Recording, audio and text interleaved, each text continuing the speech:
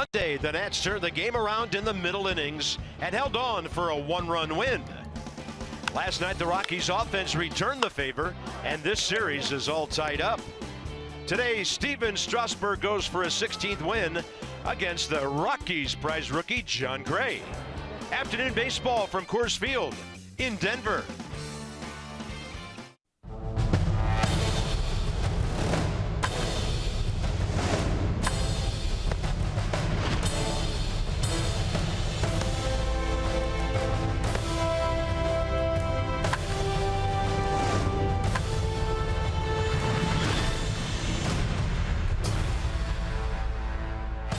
After last night's rain showers, beautiful day for some baseball in downtown Denver. Welcome to Coors Field.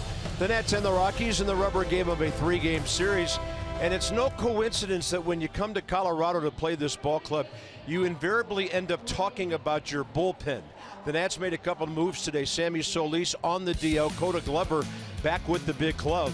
But in this series, the Nats have been very, very busy out of that bullpen. A lot of innings, a lot of pitches, a lot of stress. They've come through it pretty well, and maybe, FP, today when a guy like Steven Strasburg is on the mound, you really need a nice long outing from your starter. Yeah, the short outing by Max Scherzer. Gio Gonzalez rain shortened yesterday. The bullpen definitely taxed, and Steven Strasburg needs to go deep into today's game. Strasburg has been a true road warrior for the Nats. He's also been a guy who's been great after a loss. Yeah, he's great on the road this year. 8-0 in 9 starts, a 1.70 ERA. He's the guy you go to after a tough loss, so trying to win a series with a big right-hander here today. And we look at his road starts, the last 3 starts. First against the Mets on July 8th, he went 7 innings, gave up just 1 run on 2 hits, struck out 9 Mets. That was a 3-1 win at Citi Field, so not afraid of that ballpark. He always has success there. And then he moved on to Cleveland. Remember that tough loss on July 26th, the night before, then a quick night of sleep the day game? He went 7 shutout, giving up just 3 hits, 7 strikeouts in that one. A 4-1 win made everybody forget about the night before. So the road act continued to Arizona on the same road trip on August 1st. Went 6 innings, gave up just 1 run on 3 hits, struck out 6 in a 14-1 nail biter against the Diamondbacks. Yeah, so Strasburg coming up big on the road this year. The Nats have been a good road ball club all year long, second best road record in the National League. And with the series in the division, 4 games at Atlanta coming up, kind of an important day to get Strasburg back right. He's lost a couple in a row. Not that we're concerned, but you want him to get a 20-win season.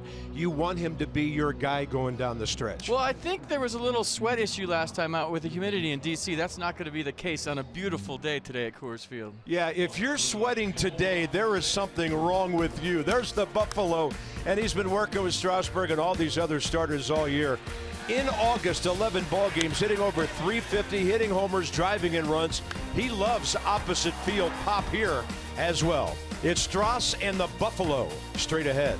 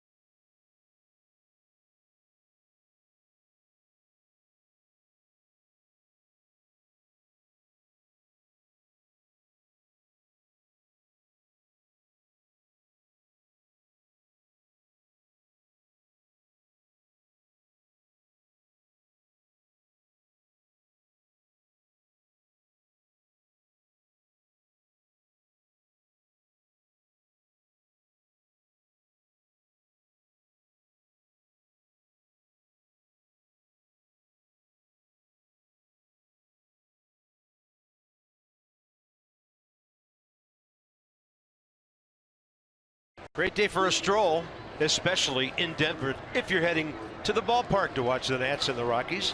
Rubber game of the 3-game series. Some game notes for you to get ready. Jason Worth says, look out, Tim Raines, look out, Rusty Staub. Longest in Nationals history at 44 games. Tied with Raines, 2 behind La Grande Orange.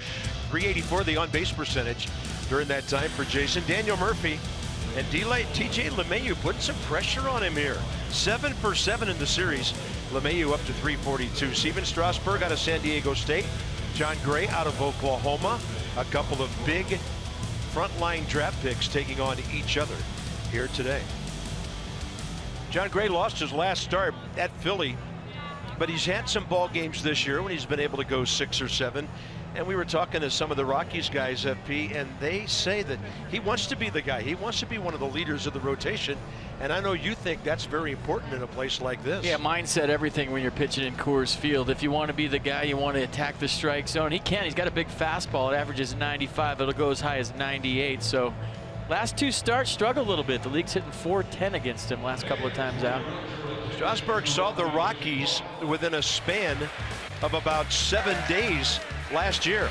August 18th and August 15th. Won both games, only gave up 5 hits in 14 innings, a run, 17 strikeouts. The Nats will take that, at least the first half of that today, to win a series in Colorado.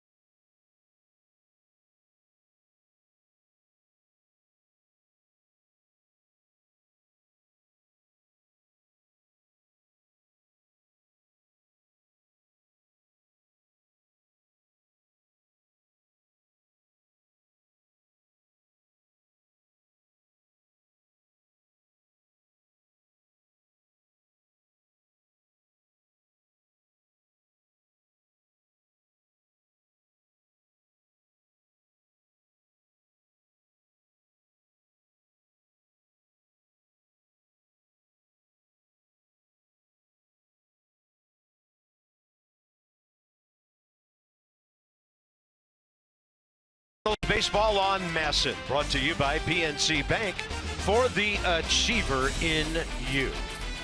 The stunning landscape and scenery at the foothill of the Rockies here in Denver, Colorado. Just a spectacular day for baseball. I'm not sure the pitchers will agree. It's up to them to do good. And this may be the youngest, the very youngest presenter of a lineup card to the manager ever. That or Chris Spire is a ventriloquist. One or the other. Very nice. Nats had some friends down there on the track. They presented that little one back to her parents. And we're getting ready for an 89-degree day. It'll top 90 today here in Denver. Just no clouds in the sky really, except off to the west where the mountains are. But just brilliant, brilliant sunshine here at the yard. It's going to be 89 degrees at game time. The Nats hitting .253, 8th in the league. They're 4th in runs. 2nd in home runs to St. Louis, and 6th in stolen bases. With the Rockies on the field, Trey Turner about to be in the batter's box. Couple of hits, couple of steals in this series in a 6-game hitting streak, 11 for 29, so averaging nearly 2 hits a game over that time. Scoring runs, stealing bags. He has injected so much excitement into that lineup. And then Jason Worth looking to make it 45 games in a row right behind him. John Gray, 24 years of age. First time he ever faces the Nats. Yeah, pretty big fastball. Averages 95.2 miles an hour on the year. Slider's a wipeout slider. Throw it down into lefties as his put-away pitch. Developed a curveball, a little bit of a changeup to go with it. Lefties really struggle against that slider. Last start he took the loss against Philly on the 12th, 4 1/3, 7 runs, 6 of those earned on 6 hits, struck out 6 Phillies. So trying to get back on track against the Nats here today. Here's the defense for the Rockies behind Gray. Dahl, Blackman, Parr the outfield, Descalso, Arenado the left side, LeMahieu, Paulson the right side, and Tony Walters behind the plate. It's been some leather at the hot corner in this series between Nolan Arenado and Anthony Rendon. Both of them making stellar plays. Arenado's driven in a couple of runs. The Nats have been able to hold him hitless so far. So it's all about the offense and what you can do against the opposing pitcher here at Coors Field. Clint Fagan is in his 5th year in the big leagues. He has the plate. The crew chief, Brian Gorman, 24th year. He's over at first. Quinn Wolcott, 4th year in the big leagues. And Mark Carlson, who had the plate last night, 18-year big league veteran. Inside the numbers. First 2 games at Coors Field in this series, producing 9 runs and 8 runs respectively. 5-4 Nationals Monday night, 6-2 Rockies in a long rain delayed evening last night, over 2 hours of a delay. It's all brought to you by Jeep. So Trey Turner facing John Gray for the first time. In fact, only Daniel Murphy in our lineup has faced him today. Ball game underway at 1:12 local, 3:12 back on the East Coast. Strike 1 to Turner. Trey at .309 on base percentage, .336.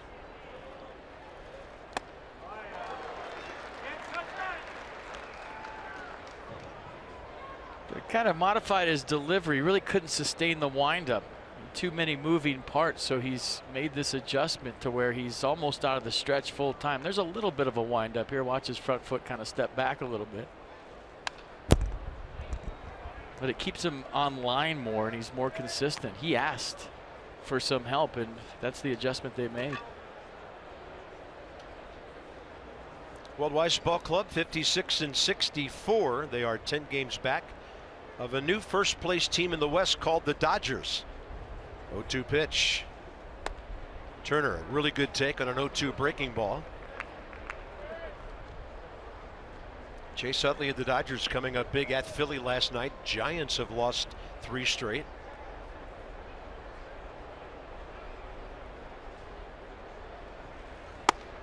Inside to Turner.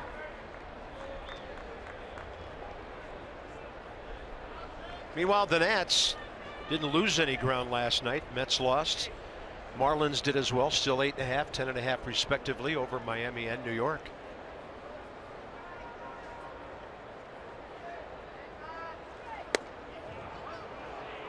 Rockies thought they had a strikeout. Tony Walters was ready to throw the ball around the horn. Not pretty good pitch. He's setting up in. The ball's on the other side of the plate, but if you look at pitch track, it was a good pitch. Yeah, right in the center of the strike zone. And a 3-2. Turner's going to hit one hard to left, and the ball takes off. David Dahl able to grab it. I mean, you can talk about the home runs and all that at Coors Field. What amazes me is low line drives that have a chance to bang up against walls here. Well, he got another pitch, and he put a hurting on this one. I think this fooled Dahl a little bit. This had some rise to it. Trey Turner, everybody talks about his speed, but he can play. There's a lot of guys that are fast and they teach him how to play baseball at this level. Trey Turner's a baseball player. It just happens to be fast. Another good at bat by the Nats leadoff hitter, and you see a nice play by Dahl going to his left, reaching up late.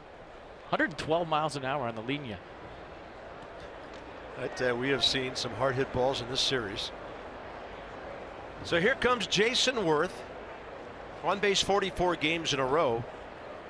He has 8 hits in his last 6 games. So he's doing a whole lot more than just taking walks. 8 for 23. 3 home runs over that time. He is just out of the top 10 in the league in walks with 54.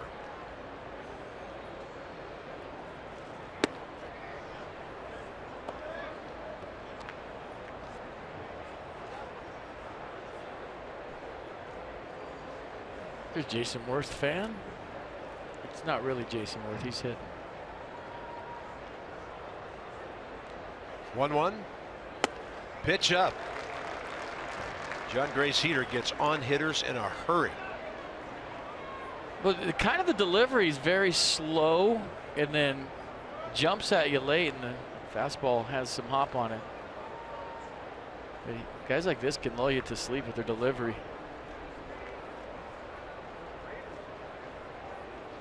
That's all you have to do is look at the scoreboard and see 97 to gear up.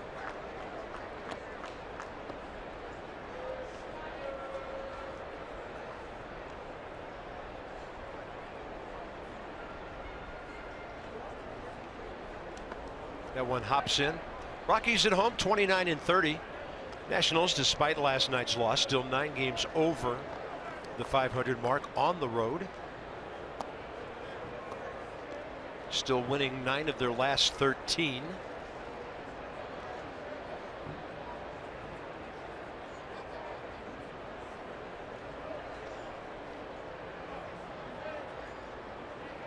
Two-two pitch. Worth can't get down to get it. That's John Gray's 130th strikeout of the year.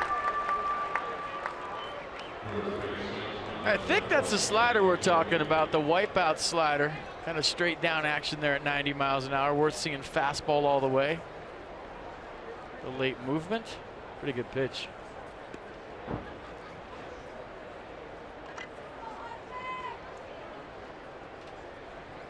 Daniel Murphy, the only Nat who has ever faced John Gray. As Zametti went 1 for 5 with an RBI against him. In this series, Murphy 3 hits, a walk, and RBI. Still on top, but look out for DJ LeMahieu. Long way to go.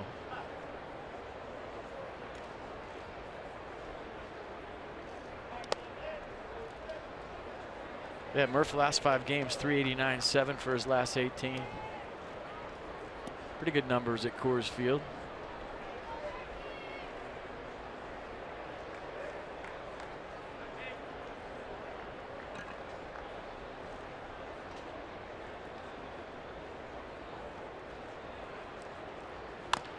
For the first time I can remember this year, he's not #1 in hits. 146. Gene Segura, 1 more than him. Martin Prado tied with Murphy. And then DJ LeMahieu comes up at 143. Guys who are just always hitting the ball around ballparks, running the bases, setting things up, or doing damage of their own. Murph still tied for first in doubles and second in extra base hits.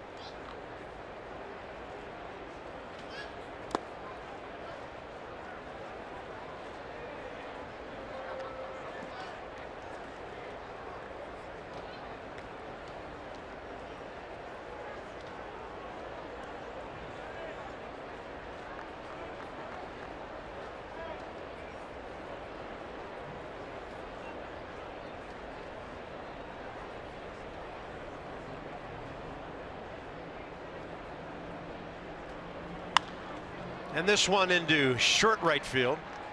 2 infielders out. They were playing on the shift, and then finally Gerardo Parra, the 2-time Gold Glover, comes in to grab it from right field. Nationals go 1-2-3.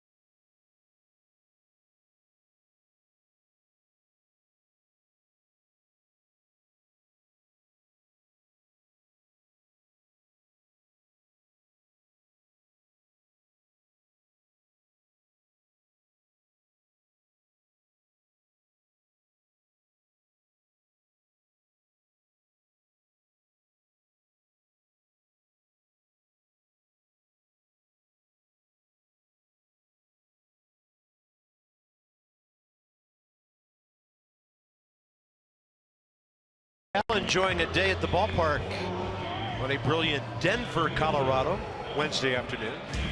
Rockies lead the league in hitting. What else is new? They're, as a team, hitting .274. First in runs, fourth in home runs. David Dahl leads all rookies. He got called up and went on a tear. Right now he's on a 4-game hitting streak, 5 for 13. But overall he's 29 for 84 in his first 22 big league ball games, hitting .345. Carlos Gonzalez has the day off. Steven Strasburg, 8th time career starting against the Rockies. Yeah, last start through the fastball, average on 94 miles an hour. Had the highest percentage of curves all year against the Braves at 20. So a lot of curveballs last start. Dropped his second game in a row, 8-5 to the Braves on the 12th. Gave up 6 runs on 7 hits over 5 1/3, 7 strikeouts in the 103 pitch effort. Charlie Blackmon in the series, 2 for 8 with a homer and the walk. He is hot. 11-game hitting streak, 25 hits. 7 homers in his last 6 games. That's got a loud sound and it'll plug the gap into deep left center. Charlie Blackmon to second base. Ryan Goodwin gets it back in. That'll be his 27th double. And he has 61 extra base hits. I mean, everything just moving in slow motion for Charlie right now. He's barreled up almost every single ball in this series. Gets a fastball down the way, drives it that way. So wherever it's pitched, he's been hitting it. And he is on fire. 9 homers in his last 11 games. He'll set her for a leadoff double here. Yeah, and right behind him, the Rocky who refuses to make an out. Nats came to town on Monday night. DJ LeMahieu was hitting .331. He's at .342 now with a perfect series.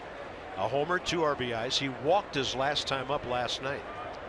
Against Strasburg, career 4 for 14.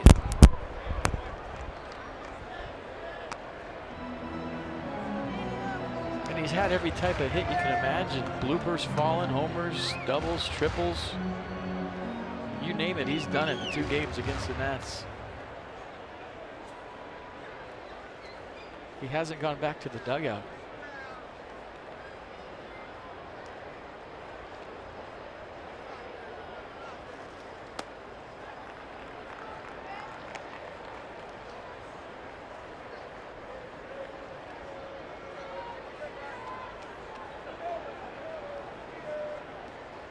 "17 hits in his last 8 games.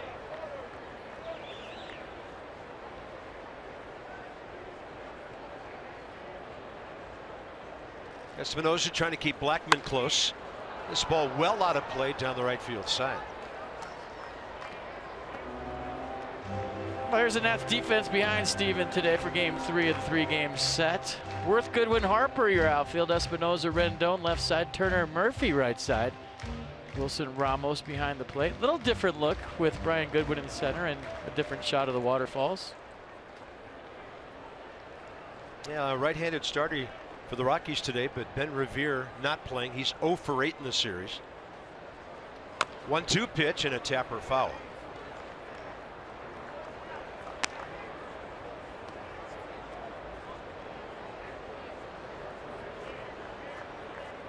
Yeah, almost a year ago today, Steven Strasburg went 7 shutout against the Rockies right here at Coors Field. Gave up just 2 hits and struck out 5.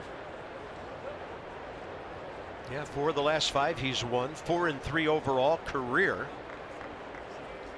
August 19th last year.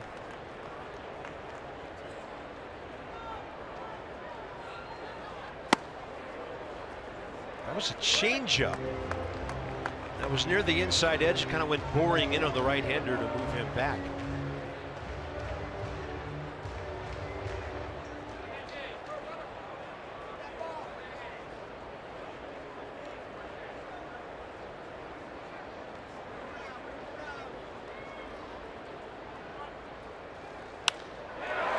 Another base hit for LeMahieu.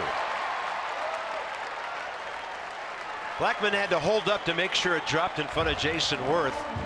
And with David Dahl coming up, the Rockies have runners at the corners. 8 for 8 on base 9 times in a row against the Nats.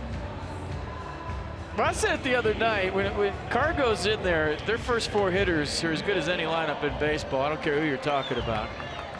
Charlie Blackmon, he's on fire. Nice read right there. He had the way Jason Worth deked him with the glove. Then LeMahieu, Cargo, Arenado. I mean, name me 4 better at the top.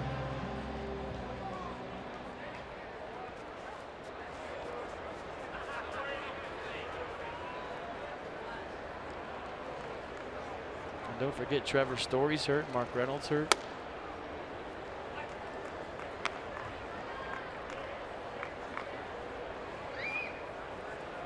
Trevor Story, that left thumb toward the UCL, had surgery. So here's the latest young phenom to come up hacking for Colorado. 2 balls, no strikes. Well, Dusty Baker needs a good start out of Steven Strasburg after the bullpen working hard the first couple of games here. He needs some innings out of him here today. The bullpen's taxed. His pitchers, his starters combined threw 56 pitches in the first innings of this series. Scherzer 35 pitches, only 19 strikes Monday. Gio Gonzalez 21 pitches, 12 strikes last night. So it's been slow out of the gate, and it's hard to catch up in this park once you fall behind like that. 3-0 pitch right in there. He's been a stopper. Home, road, you name it. Unbeatable, 2.18 ERA.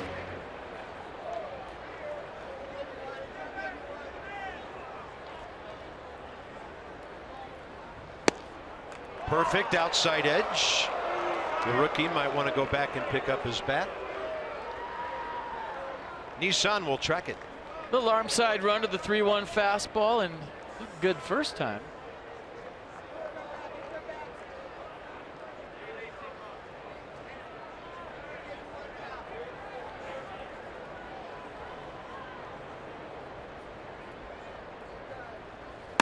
That's a walk, and the bases are loaded.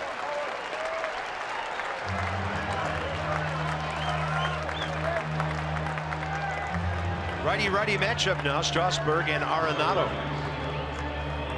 Danny Espinosa going to go talk to Steven Strasburg. Not the way Dusty Baker was hoping the bottom of the first would go. And now as a pitcher, we always talk about Steven Strasburg being a rhythm guy. Usually takes him 2 or 3 innings to get into that rhythm, but he's going to have to go to his A+ stuff right now.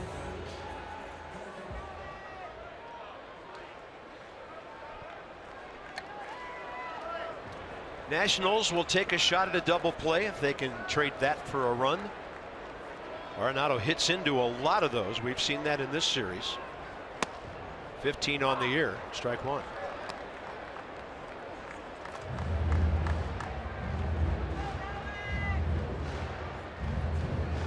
It just goes to show you how infrequent it is when anybody loads him up against Strasburg the way he's pitched this year.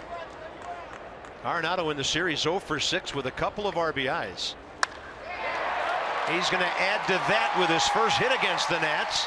Worth a throw to second, and it's 1-0, and the line is moving for the Rockies here right out of the gate.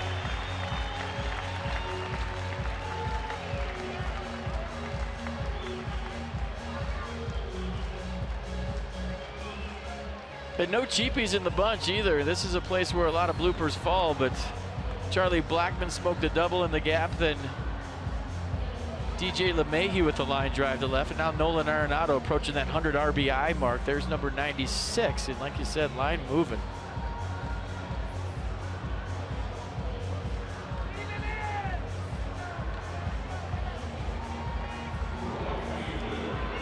Well, it just hasn't been too often this year when Mike Maddox has had to go out and visit both Max Scherzer and Steven Strasburg early in ball games. He's done that twice in this series. So another first inning run here. Gerardo Parra, the hitter, and against Strasburg career, he's 3 for 13. Rendon even with the bag at third. Everybody at double play depth other than him. That's another hit into the gap. It'll score at least 2. Heading for third is Arenado. He's going to be waved home by Stu Cole. And he will just cruise in as Gerardo Parra clears the bases and makes it 4-0.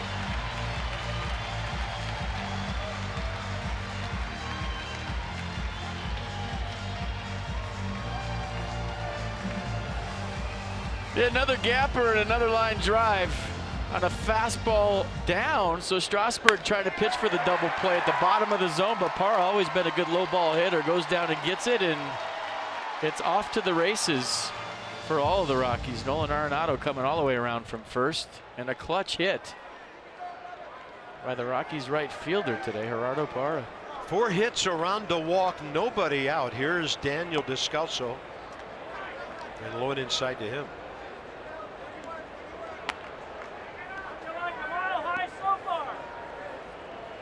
So they got 3 runs on 2 hits Monday night. Gio got through the first inning with 1 hit last night, and now a 4-run frame before anybody makes an out. Ball 2.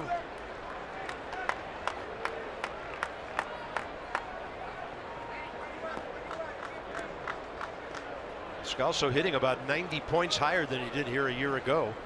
First season with Colorado, he was at 205.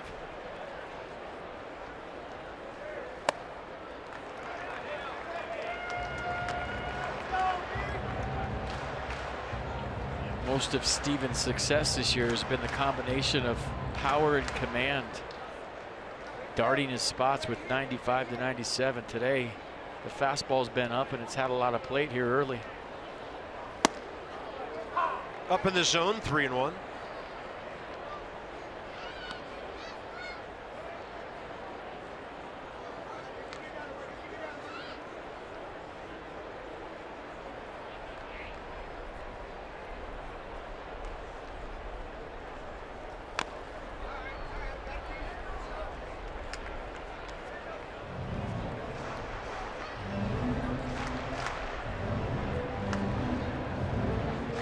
And 23rd pitch coming. 13 strikes, 9 balls so far here in the first.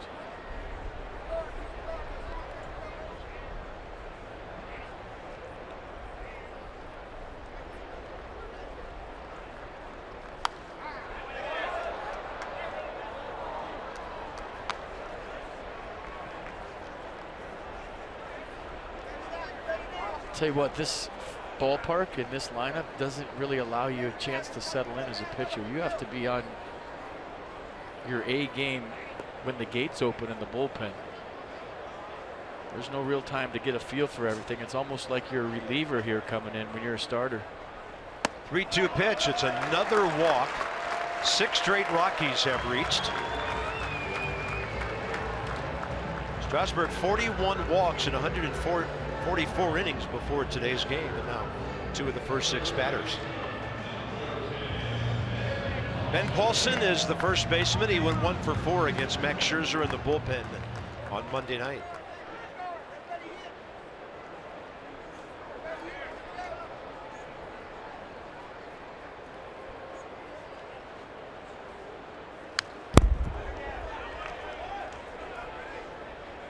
You're just looking for an out any way you can. I mean, he's a hitter or 2 away from getting the bullpen up right now in the first inning, even though the bullpen is on fumes. Yeah, Sammy Solis has gone on the DL today, left shoulder inflammation. Coda Glover called up, who was so impressive his first time around. 1-1.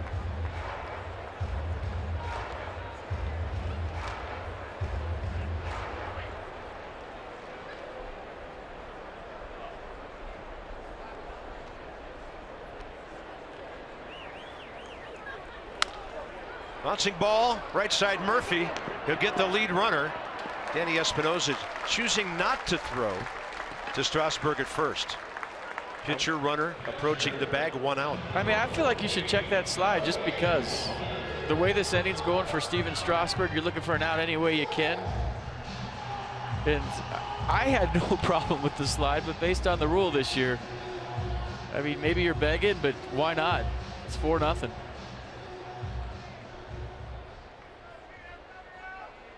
I think it's fine. Contact with the bag. They're looking right now. Wilson Ramos looking in the Nats dugout. They're not going to challenge it. Yeah, Strasburg back on the pitching rubber to face Tony Walters, the catcher.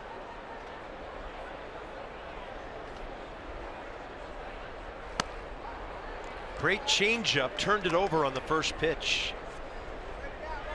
Walters, a 24-year-old rookie, waiver pickup in February by the Rockies from Cleveland. 258 hitter in 6 minor league seasons in the Indians organization. But he is 6 for his last 12. Strike 2. Slider's been his best pitch here in the first.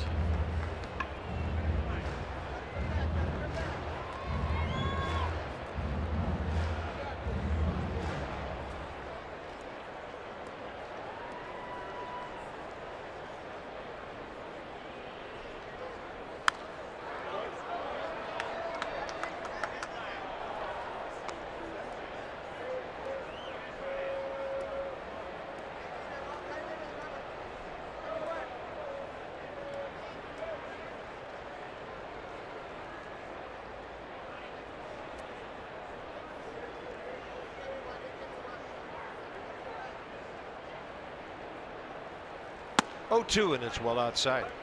So important in this ballpark when you're kind of trained mentally your whole life to go, oh man, 4-run first, this is going to be a tough day. But you're playing in Coors Field. This could be one of those 12 to 10 games. You never know. Yeah. So your mentality as a pitcher here has to be limiting the damage. You could come out of this game with a win for all you know. You don't know what's going to happen here today. You know, Rockies bullpen has been overworked in this series as well. And that's a fair ball by Daniel Murphy into the right field corner that brings in Parra.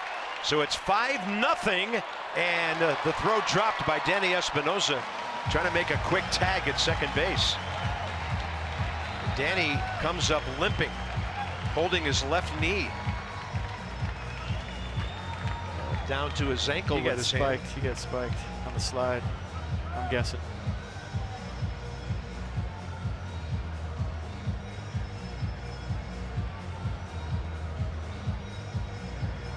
He is maybe the toughest guy in this ball club. So if Paul Lessard, the head trainer, is coming out, you know something's going on. He's going to try to walk it off. But another extra base hit for the Rockies. Good throw by Bryce. A little one hopper to Danny. Maybe an in-between hop. Tried to handle it. Good hustle by Tony Walters.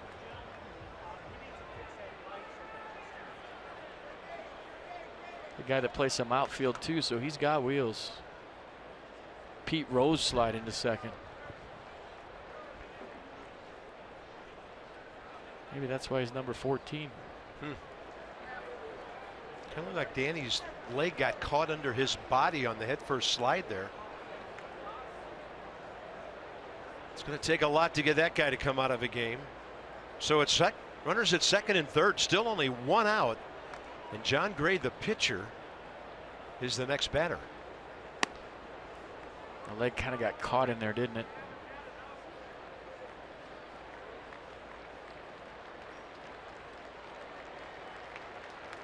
Yeah, it was no spike. My bad on that call. I think he just had some contact right there. Watch the front leg kind of get caught in the ankle with the cleat stuck in the dirt. Didn't really give. John Gray has 4 hits this year. Infield's going to come in. Espinosa walking alongside Anthony Rendon there. Gray 4 for 32 with an RBI.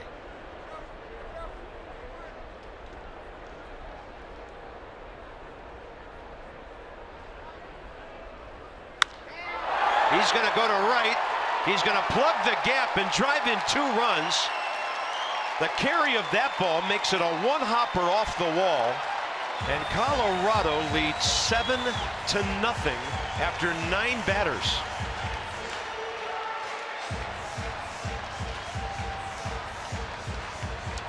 I think it's safe to say I didn't see this coming. A 7-run first for the Rockies, and there's still only 1 out. You see Matt Belisle get loose. He said initially that Dusty Baker needed a big one on a Steven Strasburg today. It just ain't happening. Charlie Blackmon again started all of this with an opposite field double.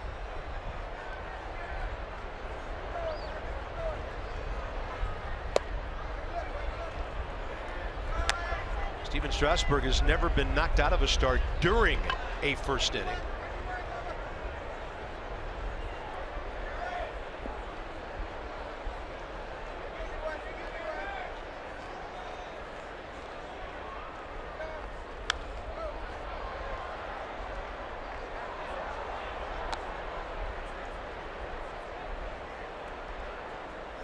So first time around the order, 6 for 7 with 2 walks.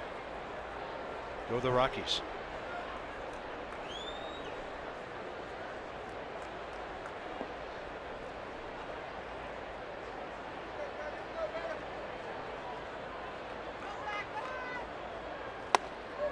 Fastball rides up, and the count 2-1. Dakota Glover just recalled today, replacing Sammy Solis in the bullpen. So the Nats are down to 1 left-hander, Oliver Perez.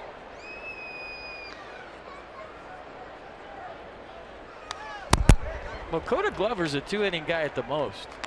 So that tells you what Dusty Baker's thinking right now with his Mero Petit spent from last night. He's going to have to go Johnny Allstaff here, piece this together, and hope somehow his ball club can mount a comeback.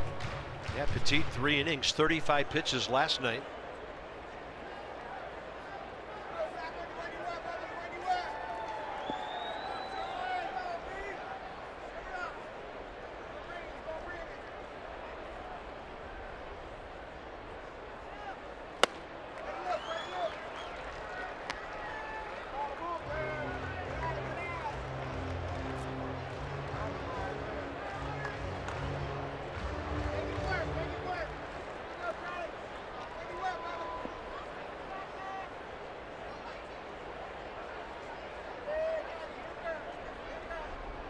Three-two, swing and a miss on a foul tip. Strike out number 1, second out of the inning, and DJ LeMahieu will be next.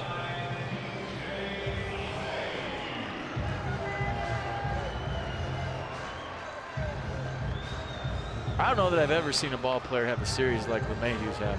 8 for 8 with a walk. He's been on base all 9 times. Taking that locked in thing to a whole new level. Yeah, we were sort of marveling on Monday night. Charlie Blackmon first 2 times up, hit ropes and was retired. DJ hit 2 flares and was 2 for 2. Went on with 2 more hits that night, hasn't stopped. That was pitch number 40 from Steven.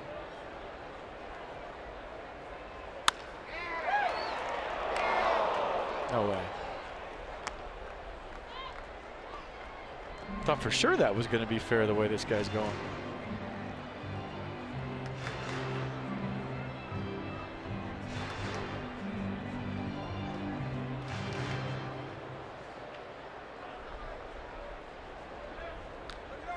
Yeah, I don't understand why the ball guys don't have gloves here either. I've been wondering that for years. Are you kidding me? Sit in a chair and fend for yourself. Perfect pitch, inside edge. It takes a perfect pitch to get DJ LeMahieu out for the first time. Rockies send 11 men to the plate and 7 score.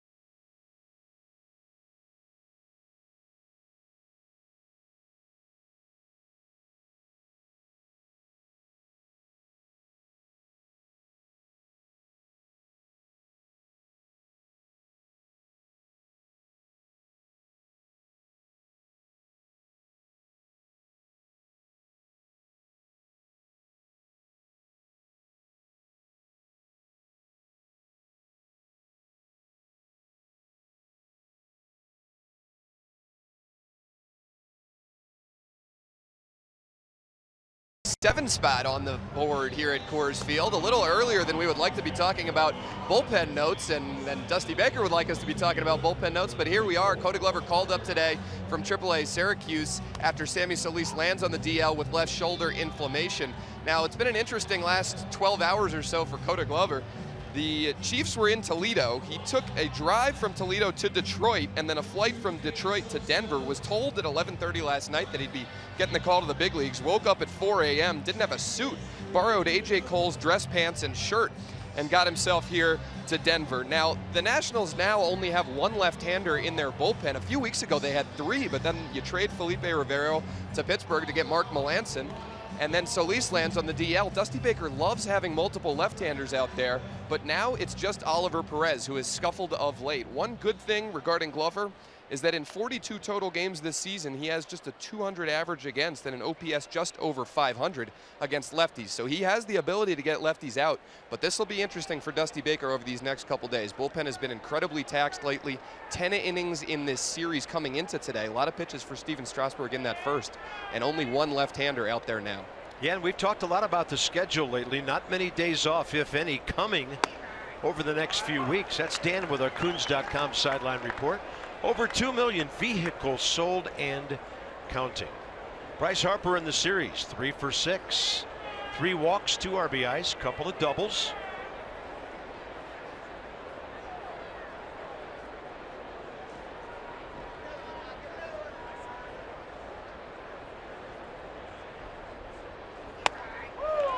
Tell you what, number one, is a minor leaguer that's been called up already this year, you always have to carry a suit with you wherever you go.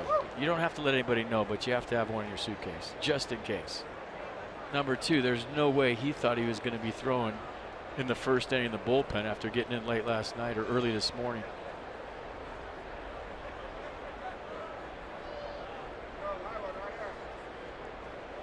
Oh-2 to Harper, shift on. Bryce will go right against the shift, and that ground ball to the shortstop is a base hit into left center. 4 for 7 in the series. Well, there goes the no-hitter. Got to say it. Got to check that box. We do it all the time as a tribute to Felipe Alou. He used to say it every day. Bryce Harper going against the shift with a simple ground ball to shortstop. And I like that swing. Nicely done.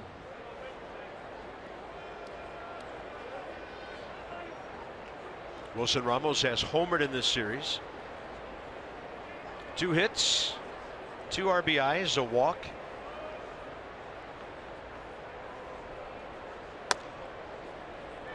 Inside the Numbers brought to you by Jeep. So for the first 100 games of a season in the franchise history, it's a lot of Gary Carter and Pudge with the Nats back in 2010.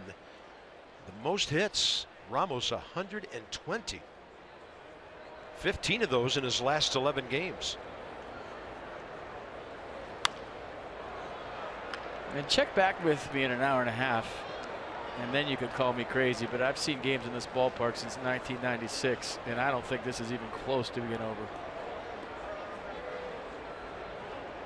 Nats have too much firepower, and the way we've seen the ball travel the first 2 nights here, there's such a long way to go.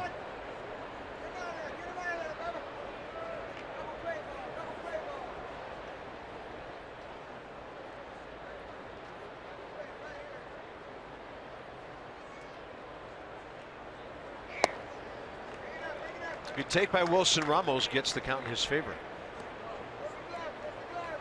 First inning for John Gray, 17 pitches, 10 strikes.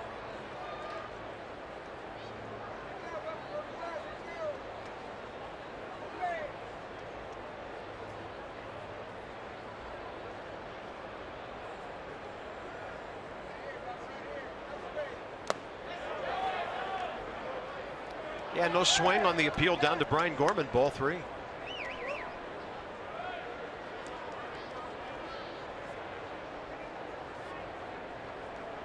That was the worst inning of Steven Strasburg's major league career. He had never given up that many runs in any inning. Well, he pitched long enough, that's going to happen. I think it's what you do from here on out that matters.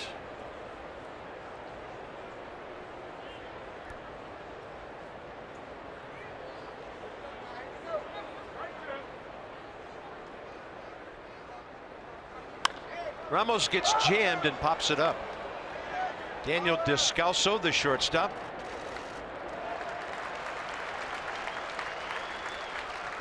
Next up, Anthony Rendon.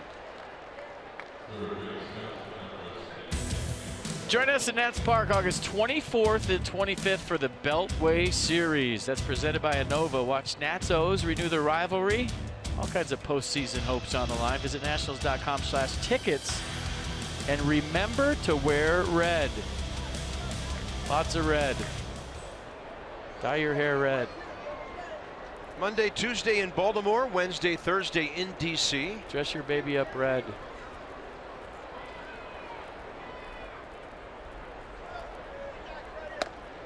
Outside to Anthony Rendon, whose series got a turnaround last night. He went 3 for 4 after an 0 for Monday night.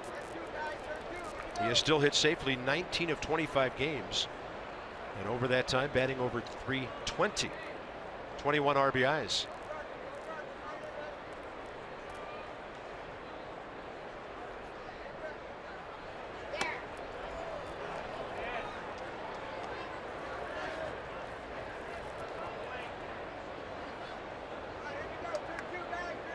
Boy, the last thing you want to do with a 7-run lead is fall behind, guys. Attack, attack, attack. Fill that strike zone up with mid-90s heaters. You still have to pitch to your game plan, but don't be too fine. He gets the 2-0 pitch in there. Mercedes-Benz will track it. Little late run to this. Watch at the end.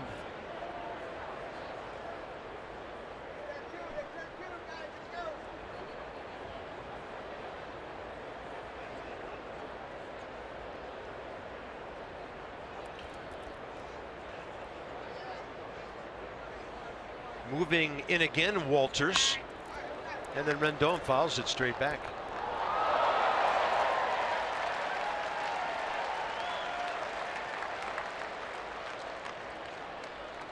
Great career, 8-8, 31st start. All 8 of those victories this year.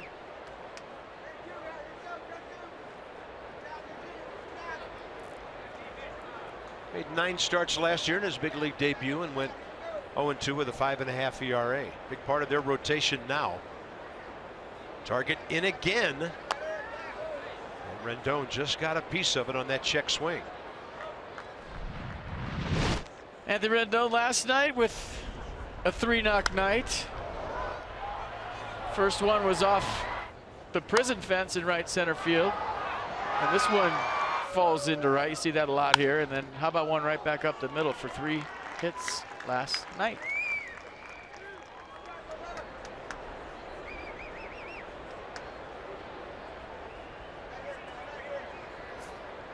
Two again.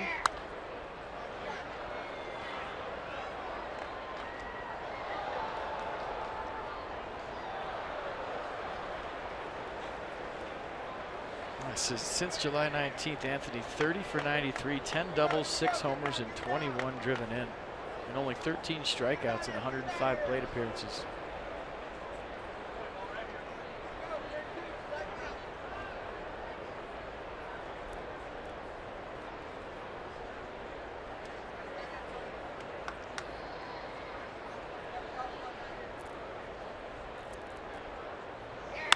Rendon rifles one to the left field corner. Heading for third, Bryce Harper. Ball's deep out there, 347 feet away. Bryce runs through the stop sign and he scores. Bob Henley was going to send him, then he stopped him, but it was kind of late and Bryce just kept on going. So the Nats are on the board. Long way to go on this one. Talk about quick swing and pulling your hands in on a mid-90s fastball that's moving towards you. Watch this. Short, compact swing. There's kind of the squint that he always does after he hits one hard down in the corner. And every once in a while, it's okay to run through a stop sign. Bryce Harper kind of being his own third base coach. You see where his head was? He didn't look at Bob Henley once, just down into the corner. He said, I can make it. Down by 7, he does. And now the Nats are down by 6. Anthony Rendon, 55th RBI of the year. That'll bring in Brian Goodwin. So Rendon approaching 30 doubles.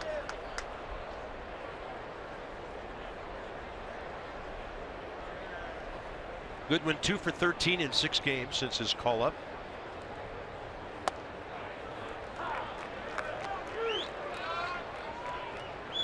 One RBI. I always say there's like a Canadian exchange rate for runs in this ballpark. Basically, it's like 4-1 in a normal ballpark. That makes sense. It is. Don't let that number fool you. And the Rockies know.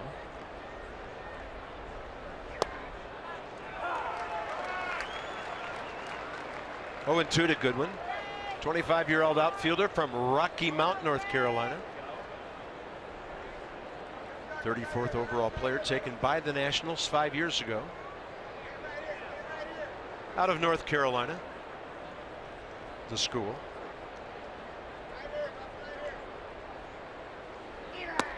Way outside.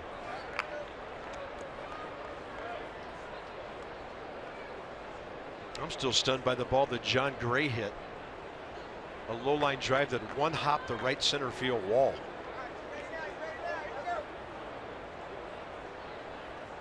It's a large human.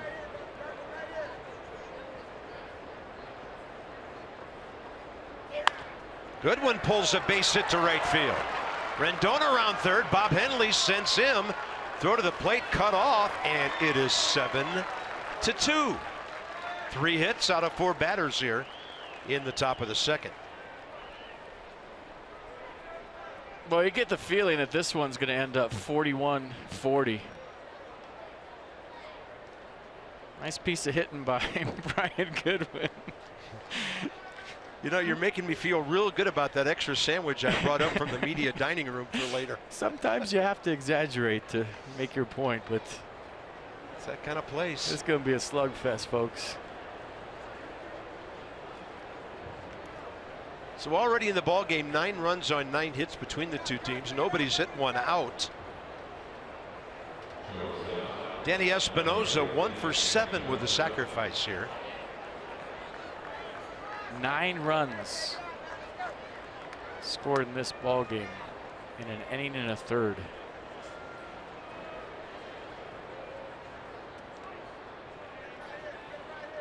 Yeah, 1 more run and it's the highest scoring game of the series.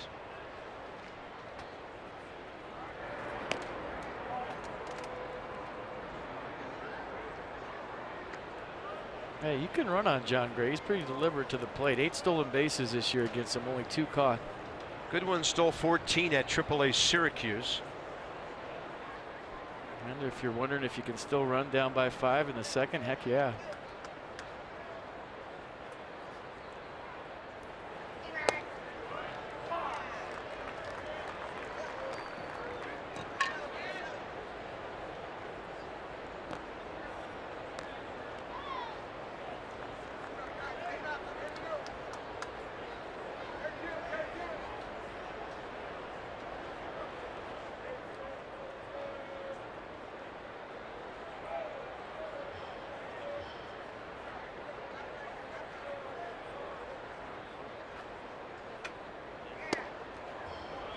Trying to frame it, Tony Walters, but it was blown away. 1 ball, 1 strike. First pitch was at 1:12. 48 minutes later, the scoreboard is busy. Bob, FP, and Dan here. Final game of the 3-game series. 4 in Atlanta coming up, 2 in Baltimore.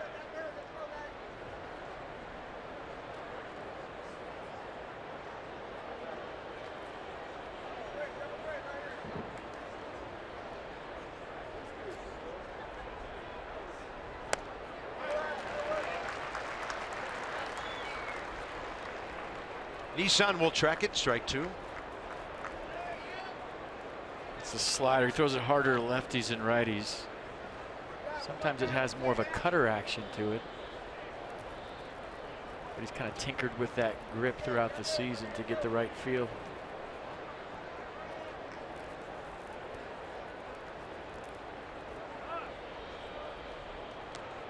Yeah, John Gray not exactly taking the game by the neck here in the second inning. Some long counts. 3 hits out of 4 batters after a 7-run lead. Espinosa will stay alive with a high fly out of play left side.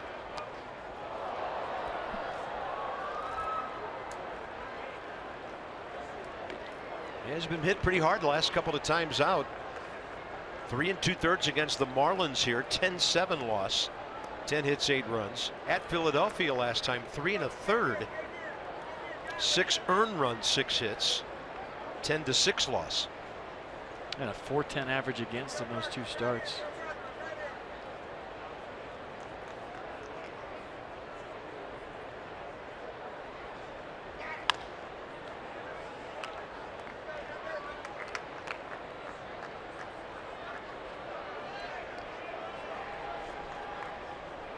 Steven Strasburg on deck. He's been sitting a while now. He threw 42 pitches that first inning. Gray's up to 41. Trying to keep the ball down, get a double play ball against the Nats' number 8 hitter.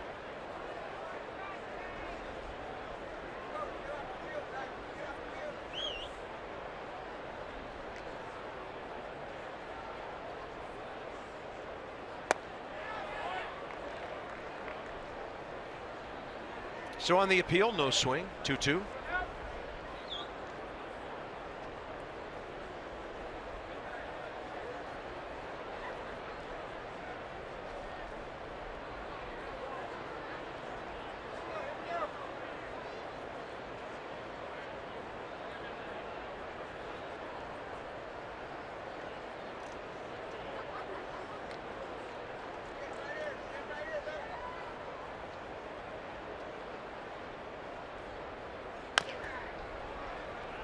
Danny making it very difficult for Gray to get any momentum in this inning.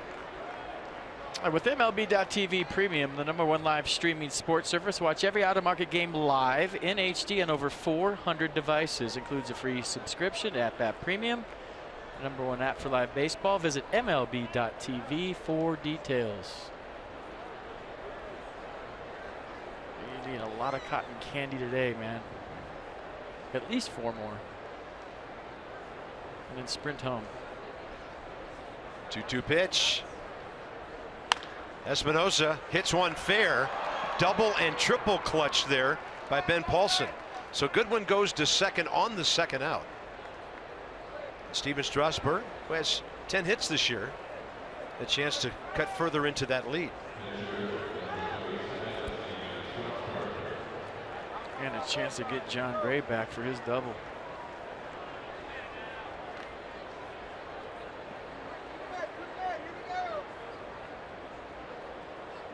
Look at his last 4 games. Driving in a run, extra base hit, 5 for 7.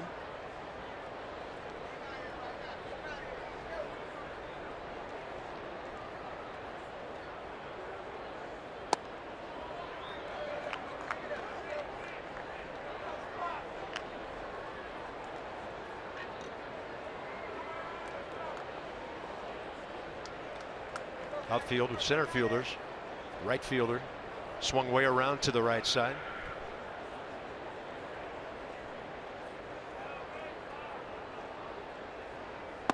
Way inside, 2-0.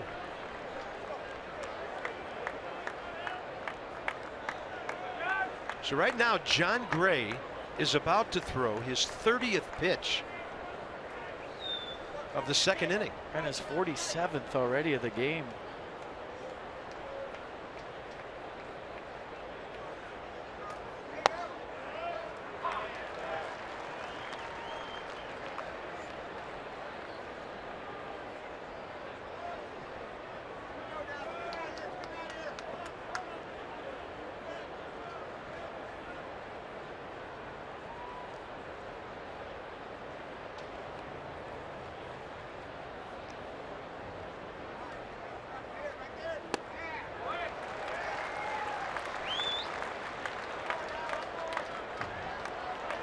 Strasburg career a homer, 15 RBIs.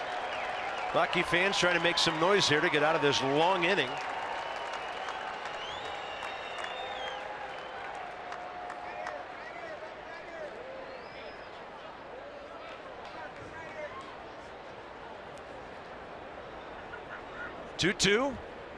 Strasburg gets it by the mound, but it's out to LeMahieu. That's it for the Nationals in the second, but the chip away process has begun, and it could be blast away later in this ballpark as fast as things go in Colorado. Oh, those kids are sick on that ride.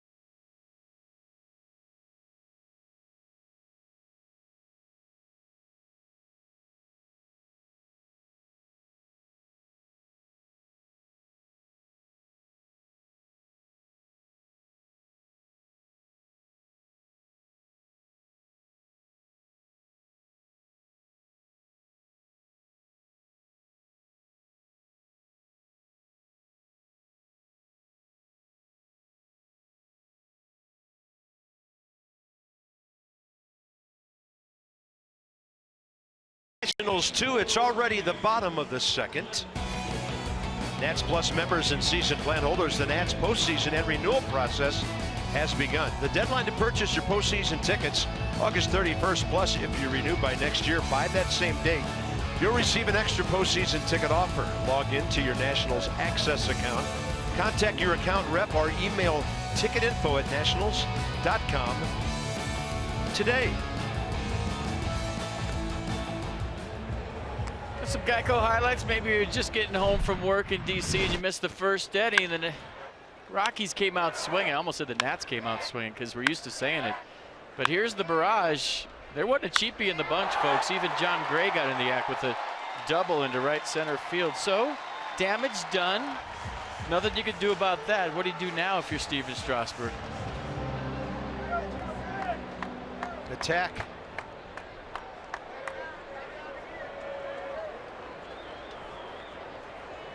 David Dahl, a walk, a run scored. There were two Rockies who walked in that inning.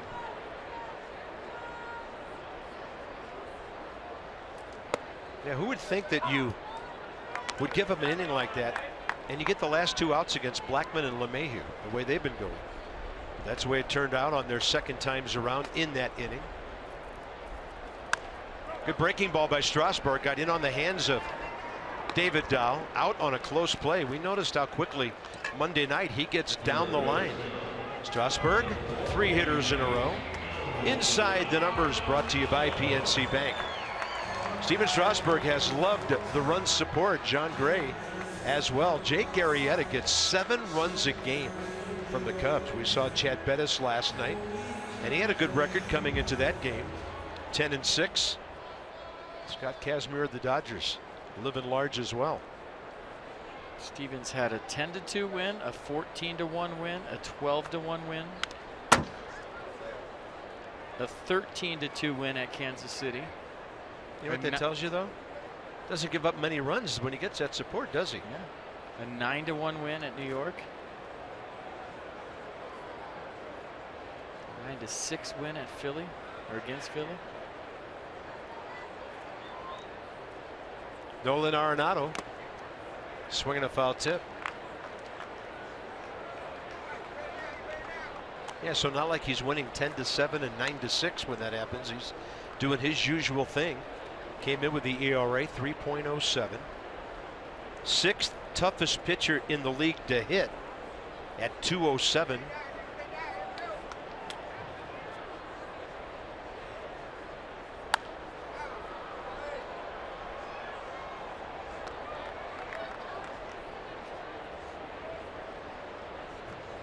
But I think the Rockies are fully aware of who they're playing and the offensive power that the Nats have, and they know they have to add on, even though they did a lot of work in the first.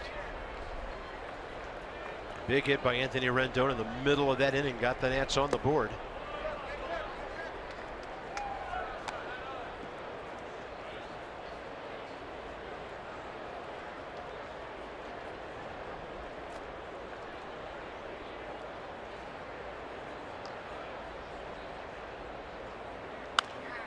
Starting to jam some guys, getting in on handles. We've only seen Nolan for 3 games now, but he is really good with 2 strikes at fouling off nasty pitches.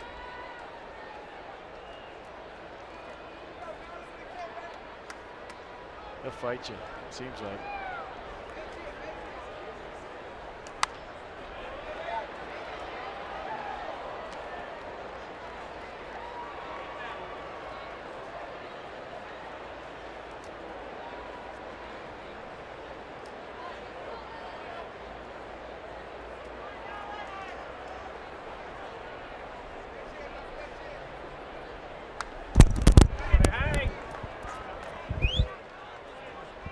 He stays up there until he finds one a little bit better. We've got 3 microphones on that screen down there, and 2 of them now are still attached after that foul ball. Yeah, that felt good in my headset. That one's done. Yeah. Toast. Stick a fork in it. 1 ball, 2 strikes.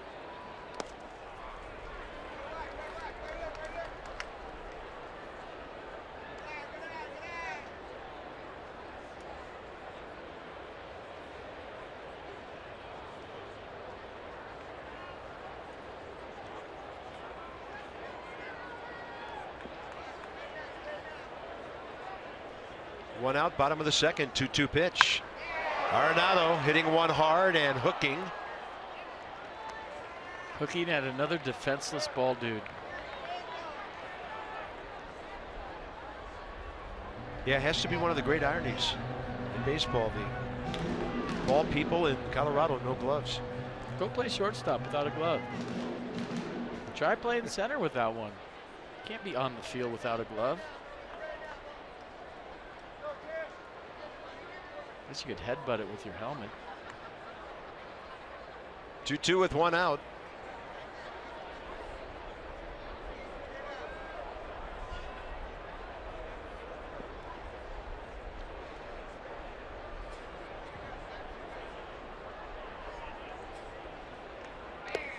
Strasburg trying to spin that breaking ball on Nolan Arenado. And from 0-2 down to 3-2 now.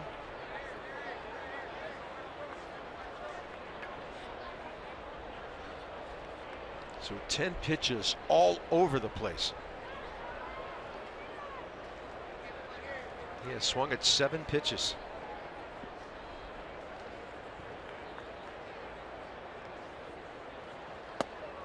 Up and in. Off speed, it stayed there.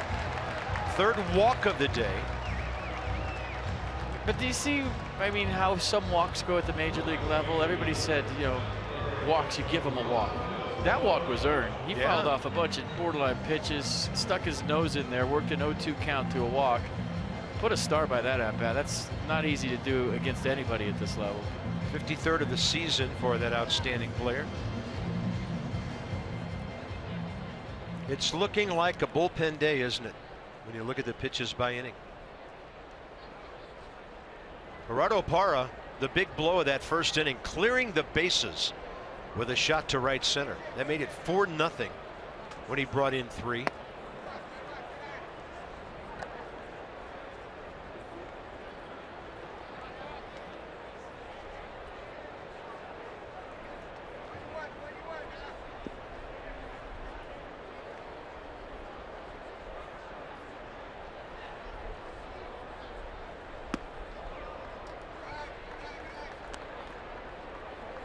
I've seen a lot of ball games in this ballpark, and I talked about this on Monday. The pitchers that have success here have a mindset that, hey, whatever's going to happen is going to happen quick. I'm either getting my head kicked in or I'm going 7, but I'm going to attack the strike zone, and I'm going after guys, and I'm not worried about where I'm pitching. Boy, every time he throws a strike, it seems like they hit it in a gap. Arenado, he's just going to come home easily. He's almost in a home run trot from halfway to third all the way home. And then safe at third is Gerardo Parra, who has a double and now a triple with 4 RBIs. They are not missing a thing with their bats today.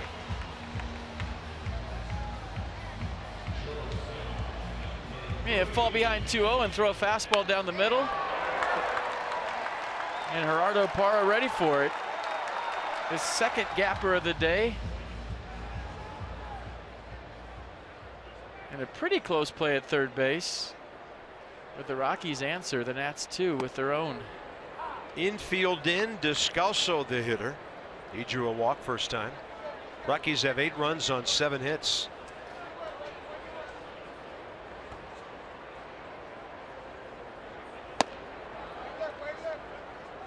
Remember that game Ross Ohlendorf had here a few years back where he just got called up.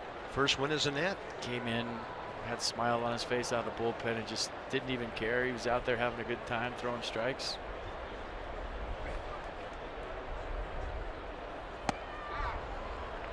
But I've seen the best of them go through what Steven's going through here today. This ballpark will get in your head. Max Scherzer even educating the bat boys talking baseball. Yeah, maybe that kid's a high school pitcher. He's soaking it all in. Could you imagine? How about that?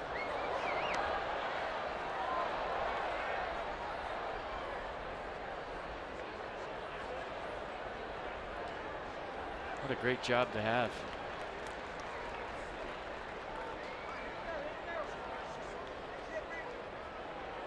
One ball, 2 strikes. He's had a hard time locating the changeup close enough to get any swings.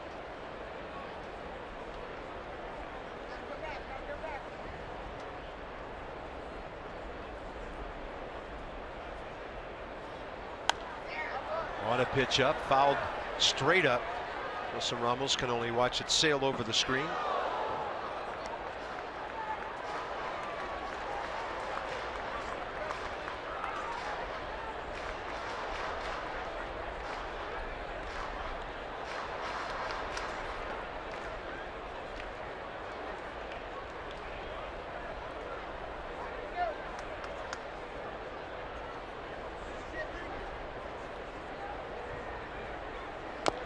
Breaking ball chopped off the plate and foul.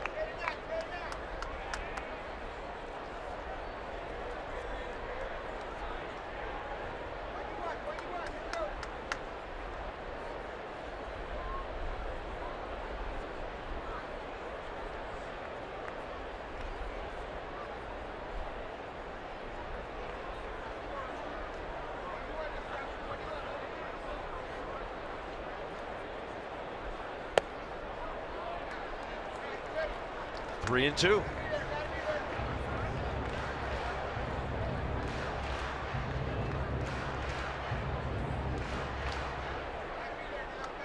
Rockies having some extended ABs here. Swing and a miss. Descalso got a piece of it. Strasburg, third strikeout, and that's 2 outs here in the second. Looked like Descalso might have been thinking about something inside, and the fastball up and away had some arm side run. He ran out of bat.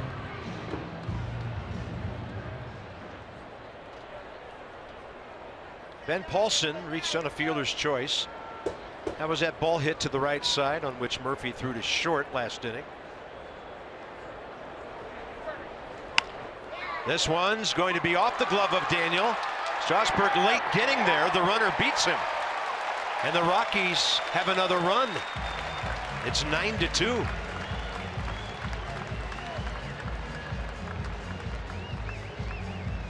Well, good effort by Daniel Murphy at first, and I think Steven Strasburg got caught watching. And by the time he gets over there, it's kind of too late. Paulson may have beaten it anyways, but you see Steven with the hesitation before he gets over.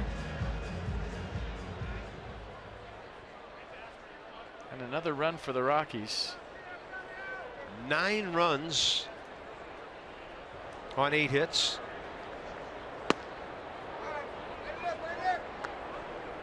Tony Walters, the catcher. He doubled a run home with a drive down the right field line. First time up.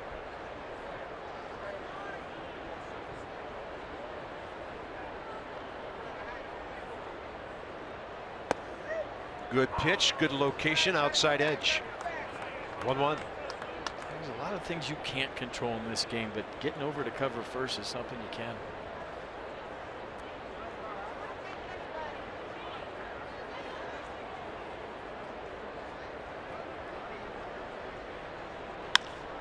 Another hit for the catcher. Tony Walters is 8 for his last 14 with a 2-for-2 day here. Look out, here comes John Gray again. Dusty Baker talking to Mike Maddox about what he's going to do. I mean, it looks like Steven's out of gas in a lot of different ways. And I think it's decision time for the Nats skipper, and here he comes.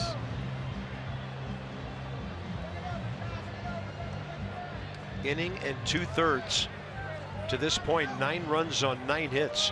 Responsible for 2 more base runners. 3 strikeouts, 3 walks. A big ouch for the Nats. Long way to go in the ball game, but they'll have to do it with a whole bunch of relievers to hold the Rockies at bay and give the Nats offense a chance. It's a call to the bullpen. Together, there's nothing we can't solve. Visit the UPSstore.com for locations. UPS, call to the pen.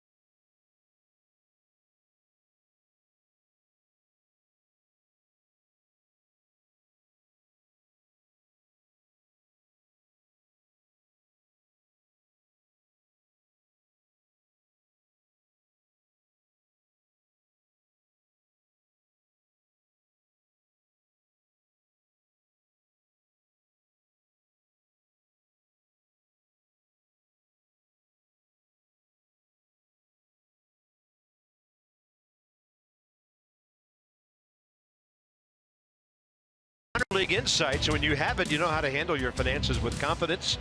23-year-old Coda Glover, his numbers at Syracuse, won 4 games, 13 saves, 59 career ball games, 3-1 this year, 8 of 9 nailing it down. Good ERA, 66 strikeouts in 56 innings pitched. It's all brought to you by PNC Bank, for the achiever in you. And we were so impressed in his 2 games when he gave up a grand total of 1 hit in 2 innings of work.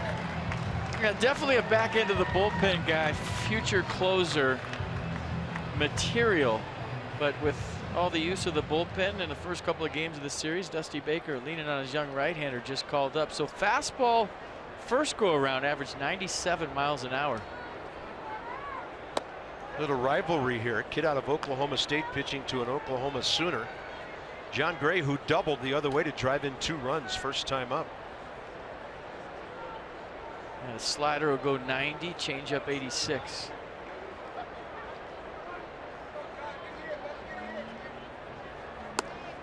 That's right to the outside edge. Rough day for Steven Strasburg. An inning and 2/3.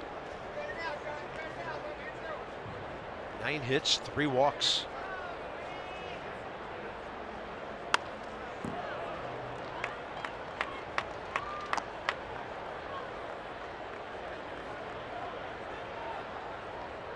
Check out the reverse splits for Cody Glover this season at Syracuse in 16 games. Lefty's hitting just 161 off him.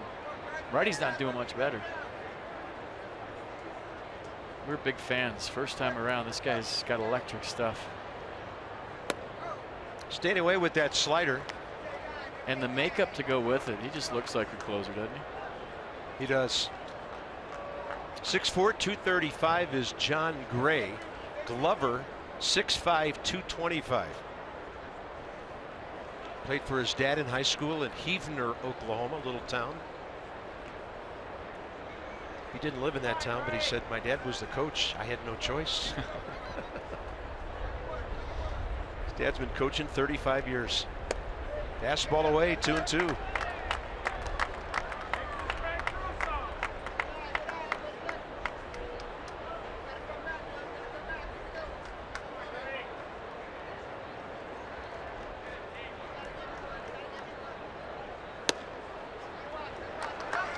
John Gray having some good ABs here. Yeah, I'm just not understanding all the sliders to the opposing pitcher. I mean, your fastball is almost 100. If he hits it, tip your cap.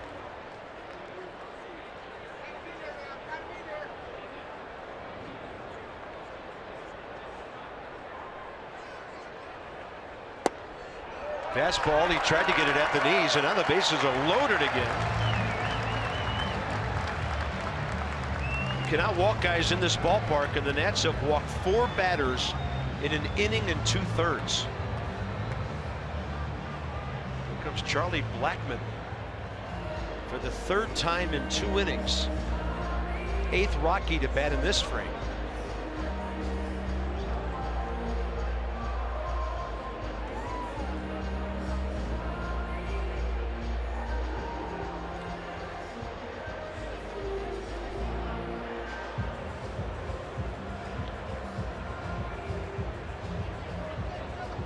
Triple, quadruple knots, it appears. Getting that all tied up.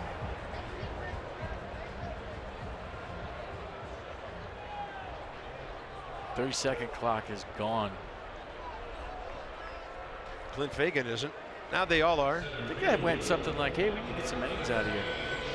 Let's go ahead and attack these guys. Whatever happens, happens. Just go right after them.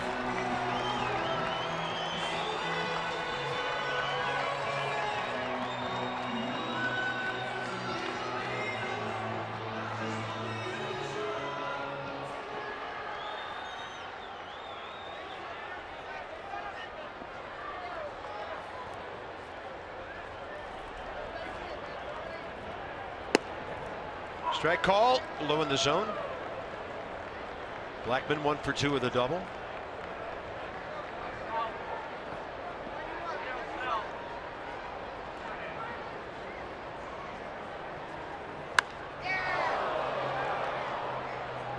Third deck way foul.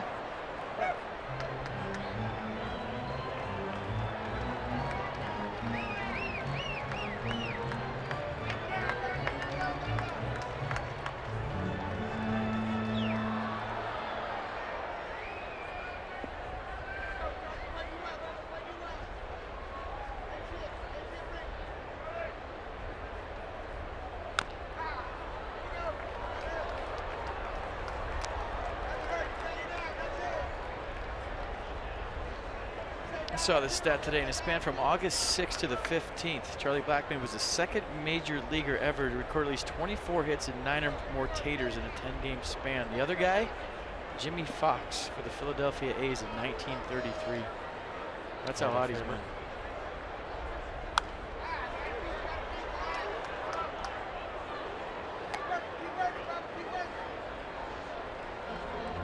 .42 pitches in the first inning for Steven Strasburg.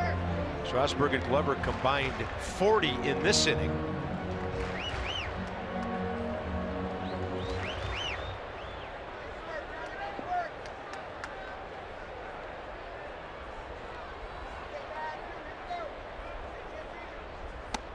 .02 fastball sails up and away.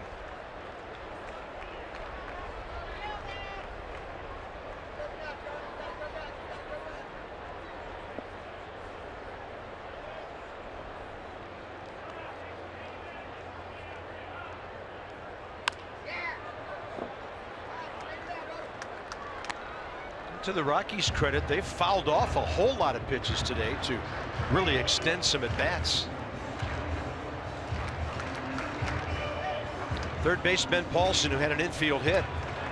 Tony Walters, the catcher, he's at second. He singled to left center. And then John Gray, the pitcher, who walked.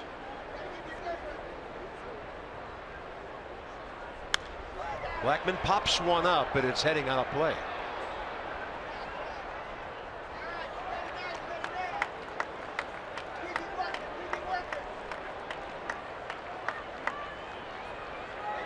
So up at 4 a.m., planes, trains, and automobiles, and you find yourself standing on a big league mound in the second inning. Guarantee you never thought that was going to happen.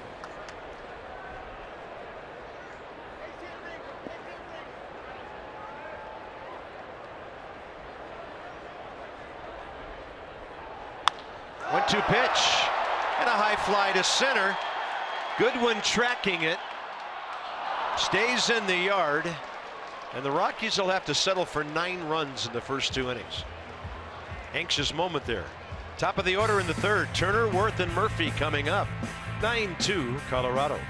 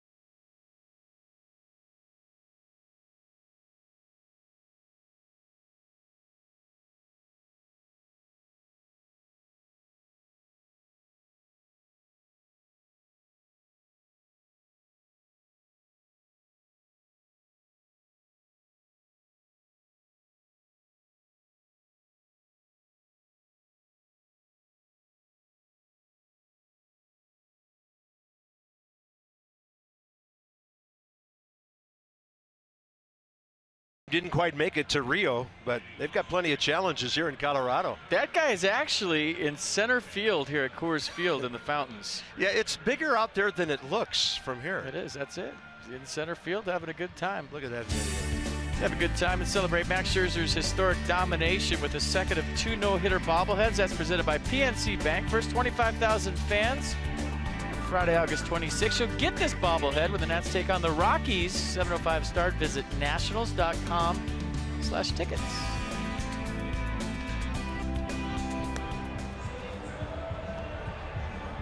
It's a good one. Yep, he was right there just a second ago. We showed you. Top of the third. He's already at the bottom by the fence right now. He's paddling up against the fence.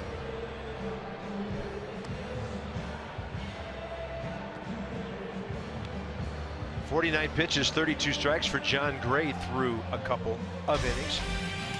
The Nats will go to Atlanta. And for Washington, it will be Reynaldo Lopez tomorrow, Tanner Roark Friday, Max Scherzer Saturday. Gio will come back on Sunday. The Braves have just now told the Nats who their pitchers will be. Rob Whalen tomorrow night, a TBA on Friday, Tyrell Jenkins Saturday, and Joel De La Cruz on Sunday.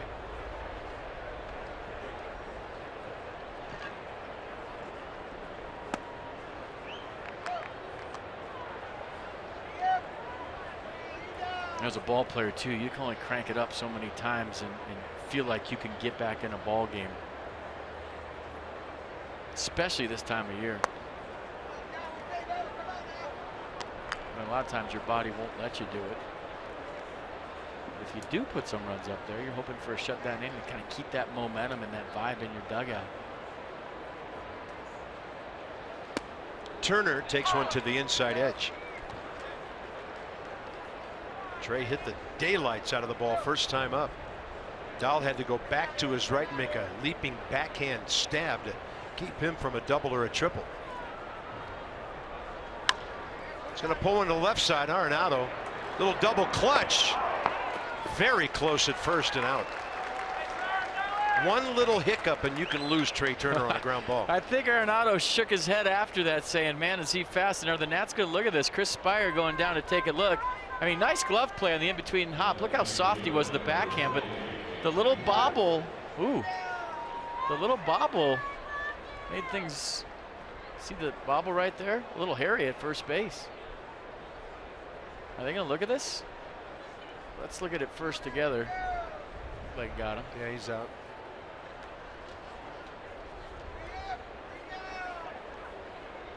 Here's Worth, not to be forgotten, the on-base streak at stake today.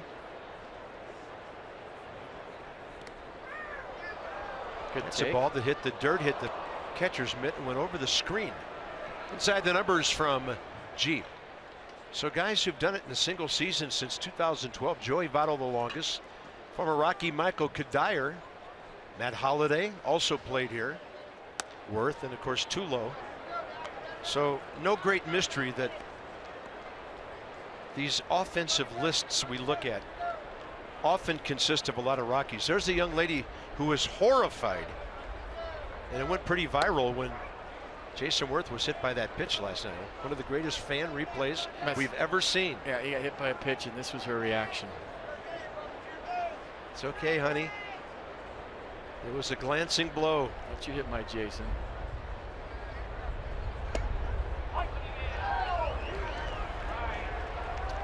She's still into it.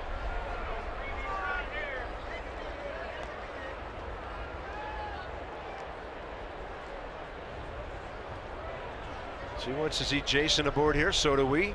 3-1 pitch. And a little slicing line drive, about a foot, maybe foot and a half foul. Didn't miss by much.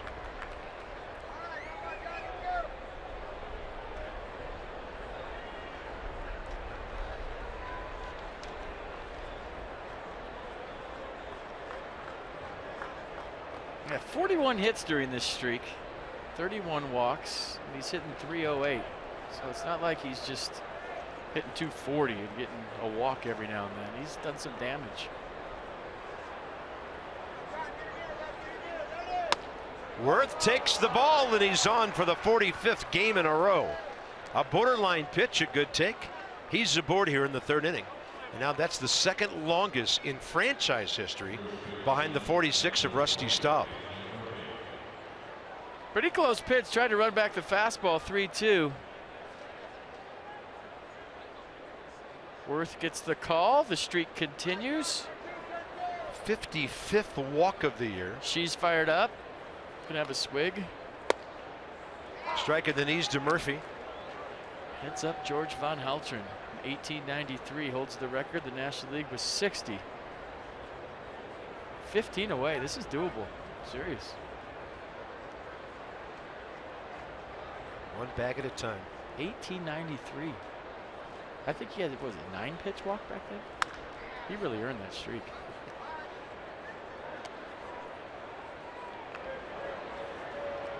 Murphy fly ball out to shallow right center first time. Here's the NL list. The media coverage for George must have been unreal in 1893. Pretty good list though, huh? Leduc, Bonds, Ryan Klesko. Interesting entry on that list.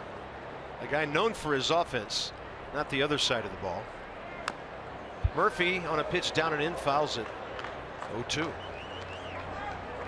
Keith Oberman tweeted at me the other night that George Van Halter went on to pitch till he was 43, that he was a left-handed pitcher later in his career. Keith would know that. He would. Probably has his card too. It's probably worth $8 million.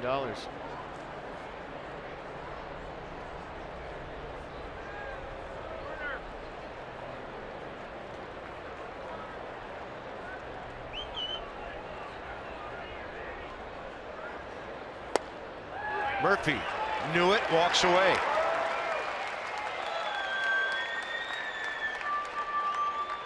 2 down. Yeah, backdoor slider here from Gray. Watch it just kind of catch the outside corner of the plate. Good pitch. Murphy knew it.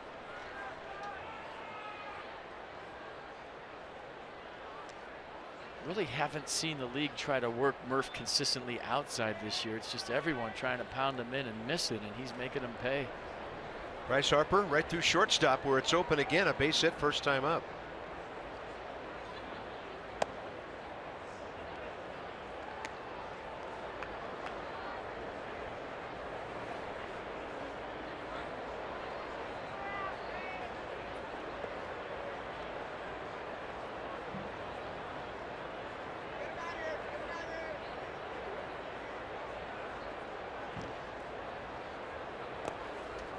Pretty good scramble to his right by Tony Walters.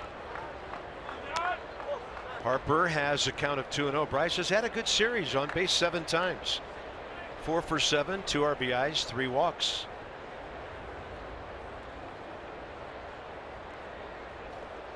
Walters getting enough mitt on it.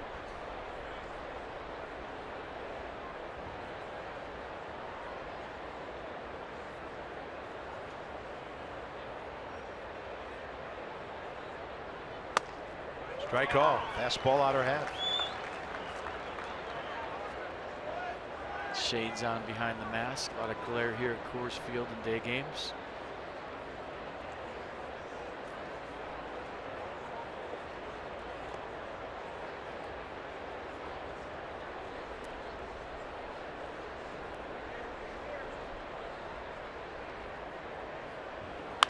Harper, right side. Great play, LeMahieu, and he throws him out. But the ball dropped by Ben Paulson. LeMahieu kind of standing there staring at his first baseman. He made a great play to keep that ball out of right field. So it's 2 on, 2 out. Troy Walters didn't see it. The Rockies catcher was in his own dugout. Pretty good play by DJ LeMahieu, robbing Bryce Harper. Let's see how they score that. I mean, what a stop by LeMahieu. He gets to his knees and throws kind of a handcuff job to Ben Paulson at first. And the inning is extended. Nats need base runners to take them however they can get them. They rule that yet? Not yet. Here's Wilson Ramos trying to make that hurt.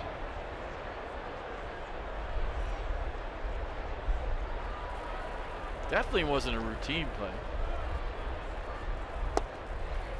There was extraordinary effort involved.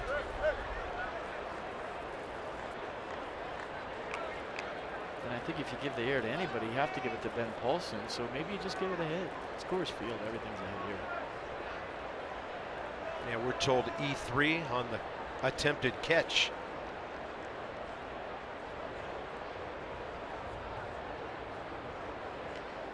Want to know to Wilson Ramos.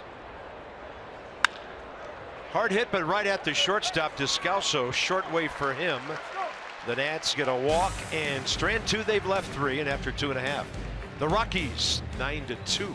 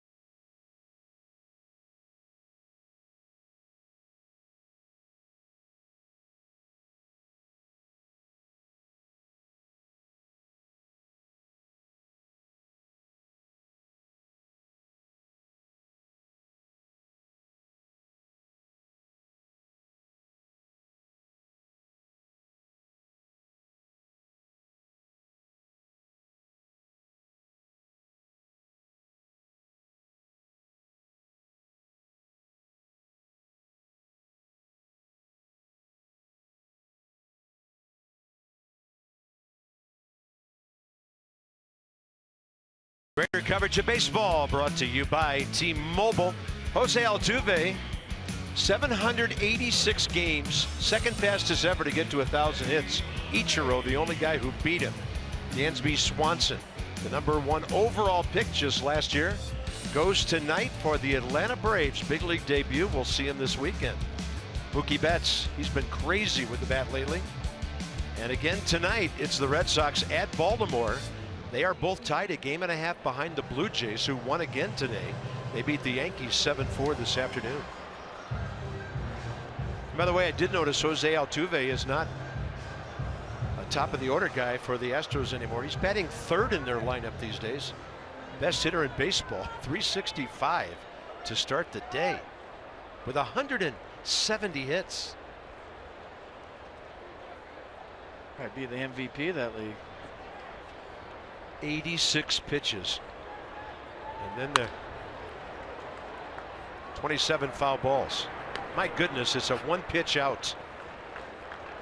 Well done, Coda Glover. And DJ LeMahieu retired twice in a row. He's in a slump. But still 8 for 10 in this series is he. David Dahl and Nolan Arenado, the next two Rockies. Dahl will walk a run in the first inning, bouncing ball out in the second. Coda Glover gets a fastball that runs to the outside edge. Took him 15 pitches to face two batters last inning and get that last out. He's dealing now, though. Plays it with the glove, and Murphy looks in his mitt, and the ball is there. It's a little surprised Coda didn't pick that up with the bare hand. I think the Rockies might take a look at this to see if the ball was moving around in Daniel Murphy's glove or if he had control of it. Pretty good play by Glover, just the throw was a little high, and Dulles has prized a lot of Nats with his speed in this series. He's getting it down the line. He secured it. That's well played by Murph. A couple nice plays down there this series. Two quick outs, and Arenado, the hitter. Nolan got his first hit of the series in the first inning, an RBI single to left. Walked and scored in the second.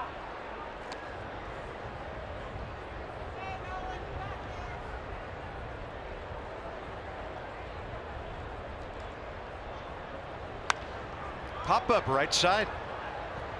Turner out, Harper in. Who wants it? Trey Turner. 1-2-3 inning. It can be done.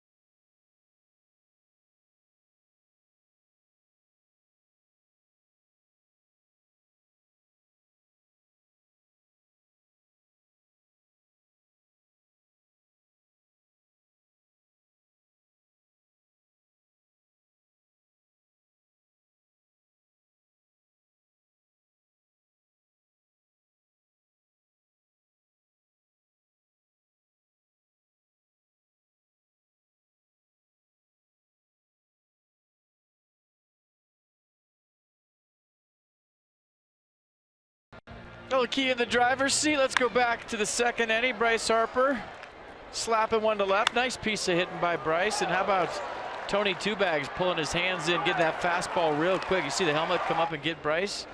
Kind of kicked it at himself. And then Brian Goodwin with the base hit. to right. That scored Bryce, and there's the Nets' run so far. Trying to mount a little comeback here. You never know. Yeah, to the middle innings we go. Rendon, Goodwin, and Espinosa.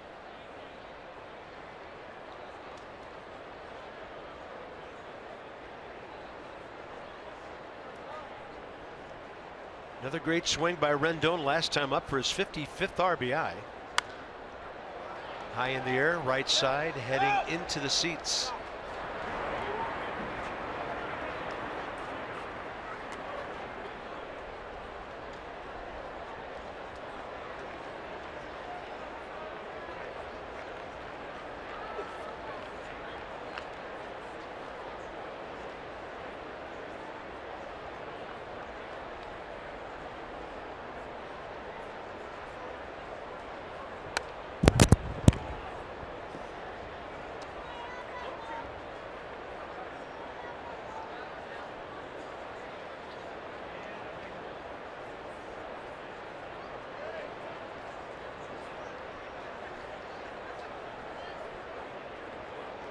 So great, 71 pitches here. Just a couple pitches into the fourth. Rendon fights off another one out of play.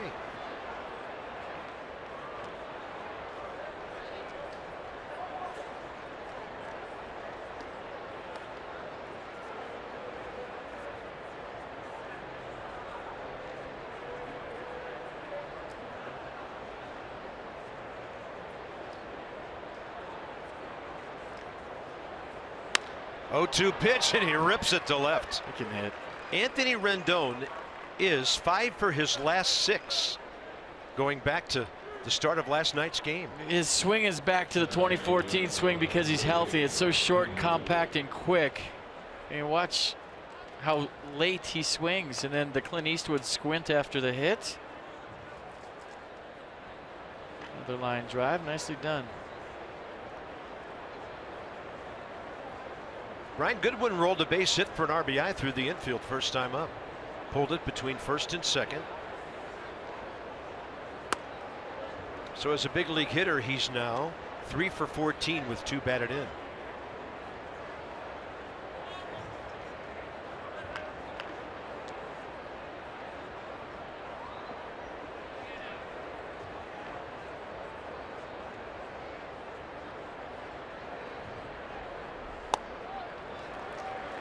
Unable to get to that high heater. Ollie Perez throwing the forest. If the Nats send 4 men up in this inning, they would hit for Glover.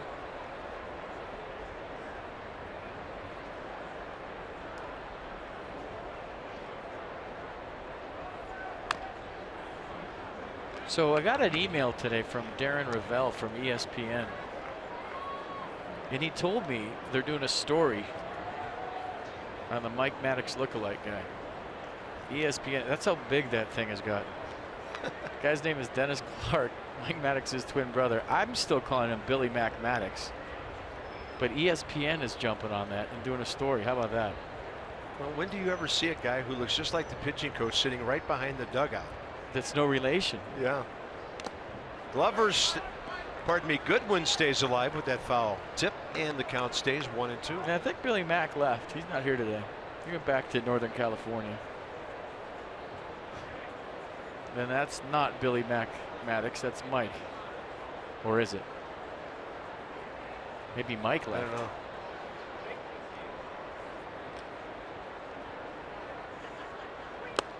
Glover, a swing and a miss. Pardon me. Goodwin. And it's 1 out here in the 4th inning.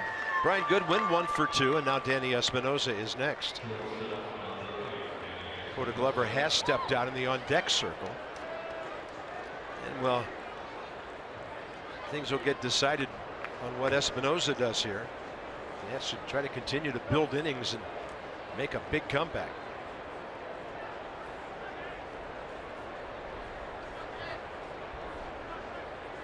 Danny fouled off a bunch of pitches first time up, eventually rolled out to the first baseman, Ben Paulson.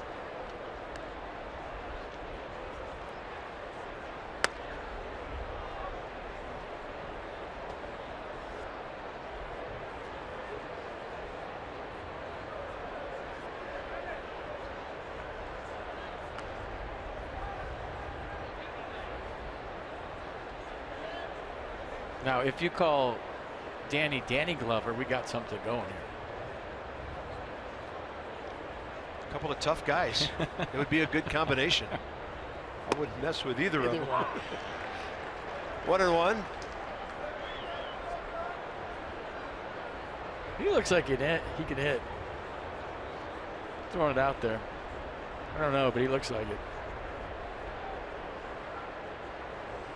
I forgot to ask him if he played high school football, which just about every Oklahoma or Texas schoolboy does.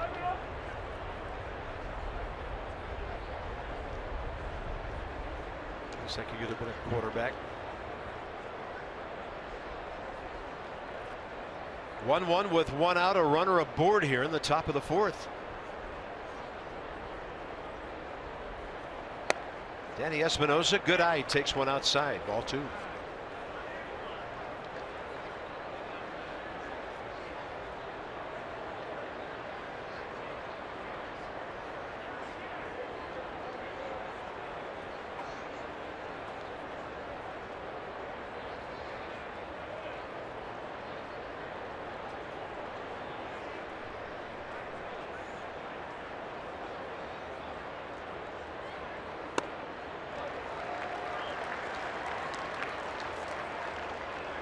He's on tracking a 94 fastball. And Danny having trouble getting that fastball away. You see that late movement.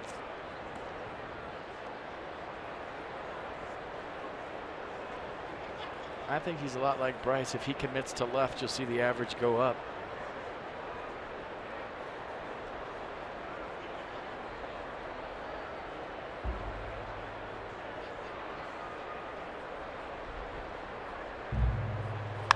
Two and Espinosa to right center.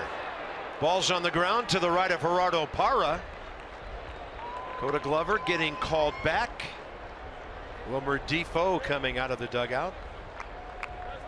2 on, 1 out. Good at bat, nice swing.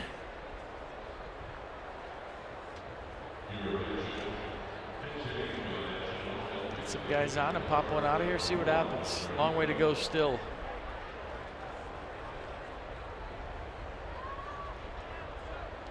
Nice job, Coda Glover. Yeah.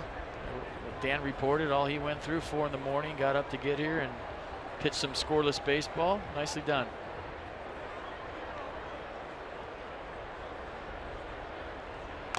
Defoe goes up swinging.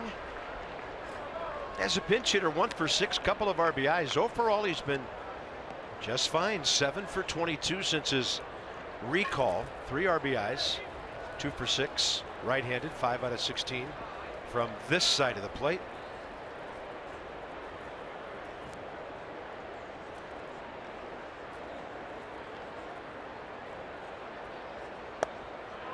And he takes a close one, counts even, 1-1.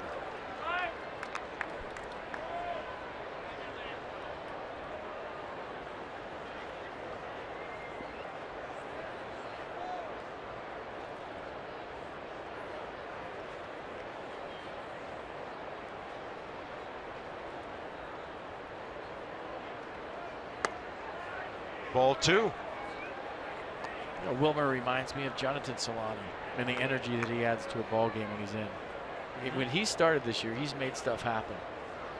And that was the case with the Onion, Solano, whenever he played. Added some great energy to the ball club, and I feel like Wilmer's that guy right now.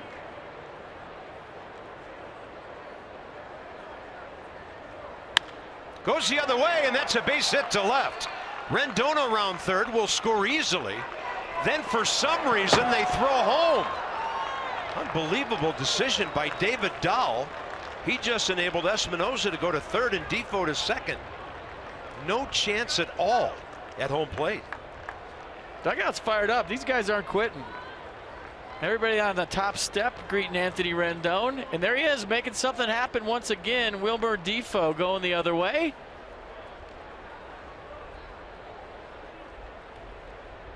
And up by a lot. David Dahl decides to show the hose. And not a good decision. Everybody advancing 90 feet. Everybody had stopped, right? Espinosa stopped at second. Defoe stopped at first. So a couple of free 90 feet, and then that's in business, trying to make this a 9-5 game. They can go ahead and put that run up on the scoreboard anytime now. It's 9-2 out there. 9-3 on our graphic. Runners at second and third. One out. Trey Turner.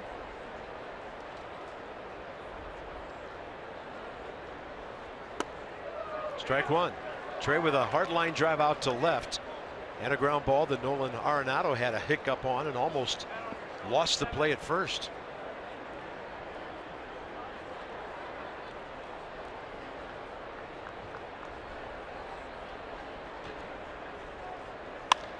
To center. Ball is caught. Tagging and coming home, Espinosa. So the extra 90 feet the Nats got on the air gives them a run, and now it's 9-4.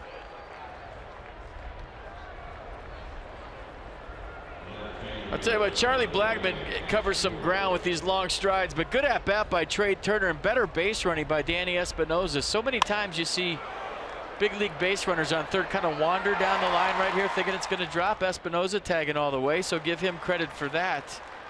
And Trey Turner with a good at bat, 9-4. They just don't want to give the Nats that first run they scored this inning. 9-4. 9-4. 9-4. All right, here's Jason Worth. You know, in the scorekeepers or whoever's operating the scoreboard's defense, you could get carpal tunnel syndrome here by keeping score. Maybe a blister on his index finger. 9-4. There it is. There it is. Thank you. Somebody finally told him it's on TV.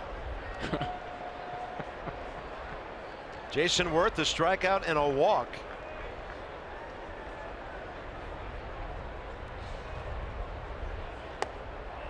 That pitch low. Counts even, 1-1.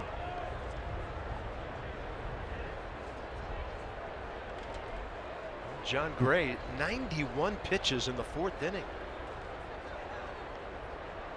Given a 7-0, then a 9-2 lead. But do you see how long he's taking between pitches? You get a 7-run lead in the big leagues. Go out there, work fast, hammer the zone, and dominate.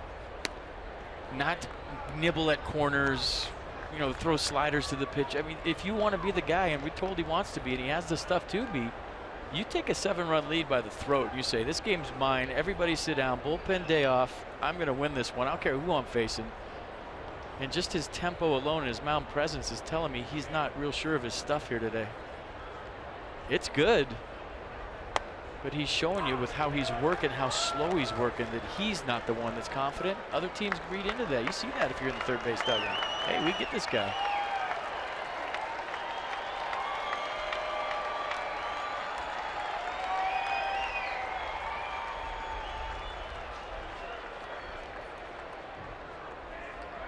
Two to Worth.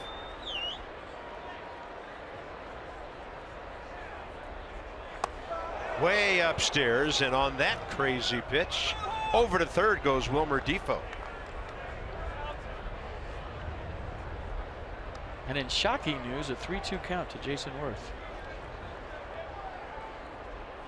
Seems like he could just put that on the board every at bat for him lately.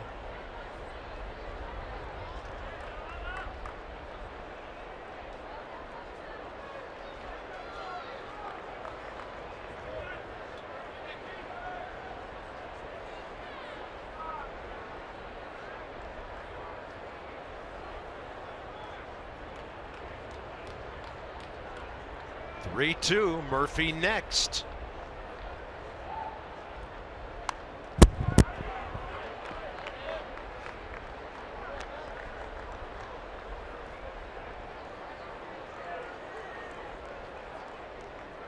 Christian Bergman called up yesterday. Rockies have a 9-man bullpen.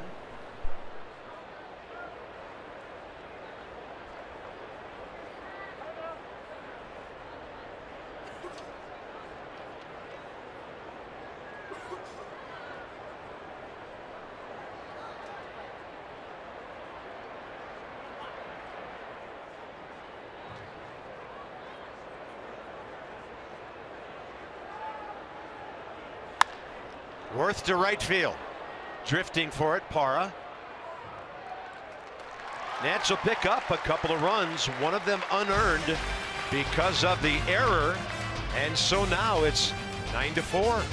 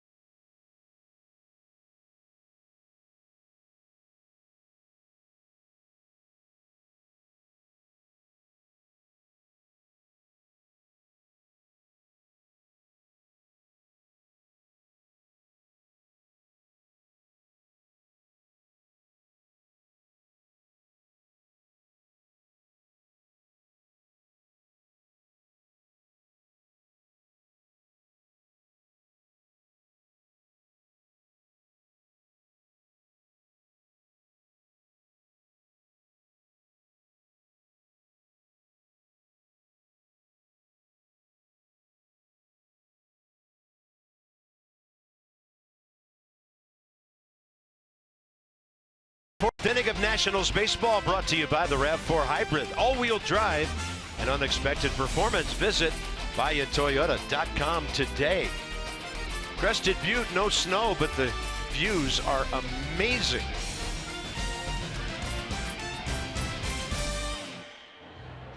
All right. They're seeing a comeback happening. Long way to go yet. 9-4 ball game, bottom of the fourth. Nationals' third pitcher of the day, Oliver Perez. And 2 pitches, fastball, slider, 3/4 release.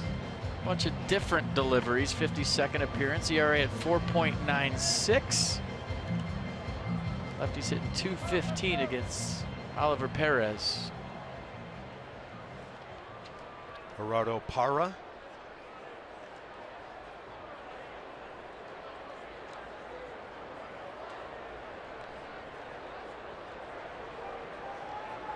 He's had a big influence on this game, getting his first start of the series. 3-run double, RBI triple.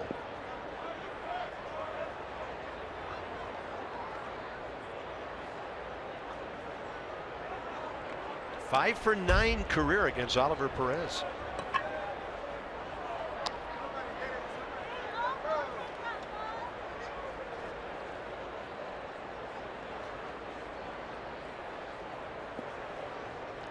Including a double off the right center field fence last night. 1-0 pitch. Murphy, backhand, turns around. Perez at the bag for the first out. Yeah, Murphy's been picketing at first. I mean, he's been great at second too all year. I mean, watch this play to the backhand side. Made it look easy, right? Get some momentum, perfect flip. Defense has not been a problem for Daniel Murphy this year as a Washington National. He has been solid wherever they put him. Yes, he has. There's Daniel Descalso, who has walked and struck out.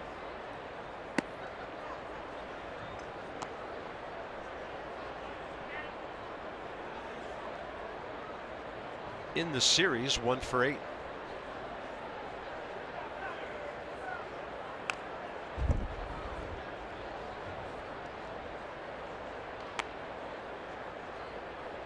I mean, if you keep it right here, 5 or 6 is doable in this ballpark in the 4th inning.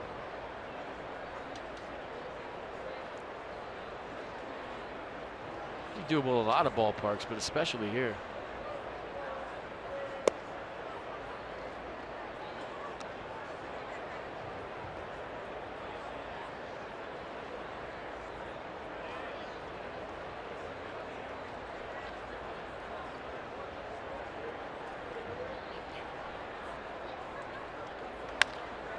Right side, Murphy again. Perez again. 3-1, 3-1, 2 down.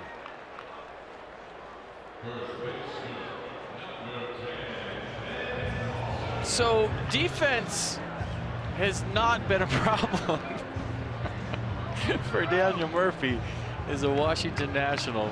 What a play. Look at this. I mean, he's done it at second and he's done it at first. Well, he knows about reaction positions. Played a lot of third base in New York when David Wright was injured from time to time. Strike call now to Ben Paulson. Just gives you everything he has wherever you put him. And the batter's box are on defense. And I've talked to him about defense before, and he said the only time he gets in trouble is when he kind of mind wanders out there on defense. He goes, as long as I'm concentrating, I make the plays. And that's true for a lot of guys.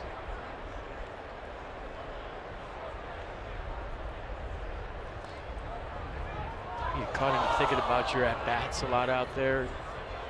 You know, maybe you're leading off the next inning. You're thinking about what pitch you're going to hit. Which he is, by the way. Yeah, you can't do that. To separate the game, there's two parts, lumber and leather. Sometimes you look out, you see outfielders practicing their swings on defense. That always made me cringe. Breaking ball. Oliver Perez comes out and gets a 1-2-3. Can you feel it? It's becoming a regular baseball game here. Now, can the Nats make the big comeback? A long way to go.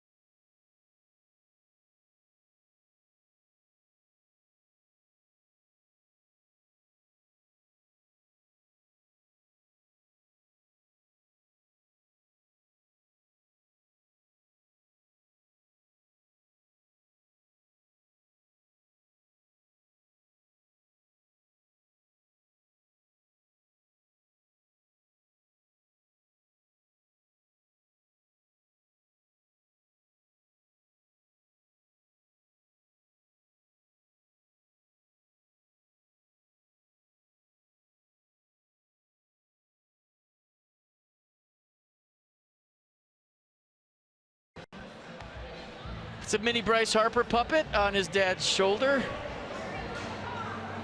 Walking in the concourse here at a Goodyear Coors Field. Attaboy. Representing, I like it. Our Washington, D.C. Lexus Steelers are donating $250 to Children's National Health System for every home run a Nats player hits this season. So keep them coming.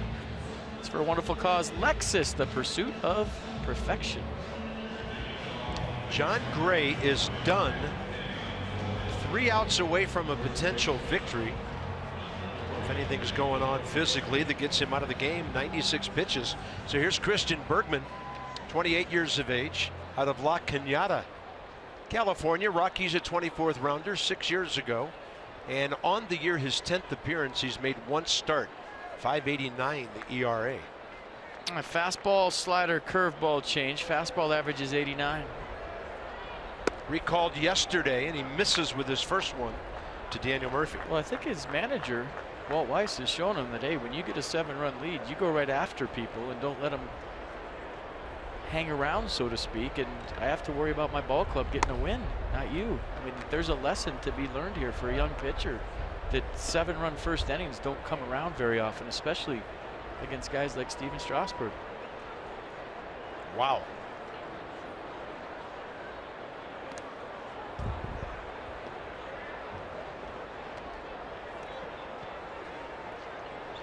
Some message. So Gray will get a no decision. Nats hoping to battle back and get the same for Steven Strasburg. Murphy a fly ball to right and a taken third strike, and now he's aboard. That'll add to that 388 on base percentage coming in.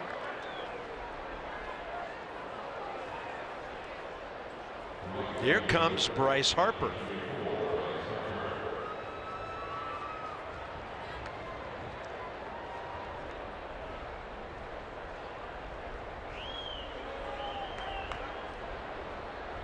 1 for 2. Ground ball base hit through short. Reached last time on a throw dropped by Ben Paulson at first base.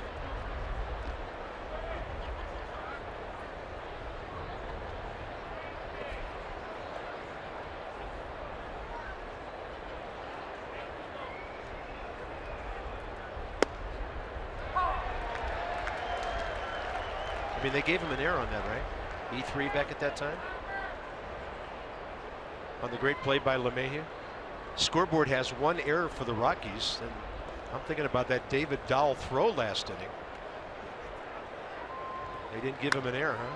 Maybe they changed the Harper one to a hit. I don't know. There should have been an error on the throw because everybody had stopped, everybody advanced. But based on the 9-3 score we saw for 5 minutes, I'm not trusting the scoreboard.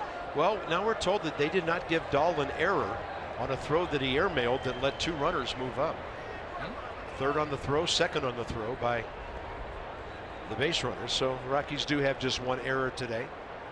Both runners stopped. They advanced after the throw went into the dugout. Or close. That's an error.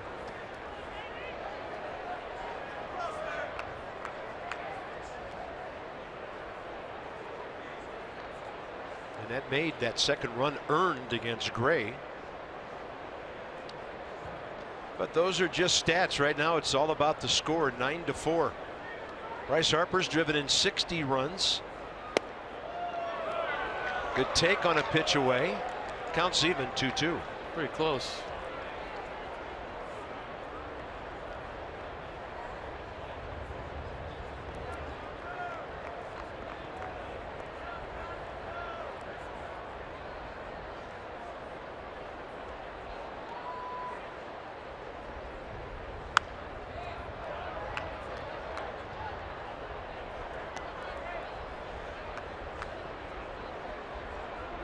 Bryce grabbing his shoulder right there after that swing. You see that?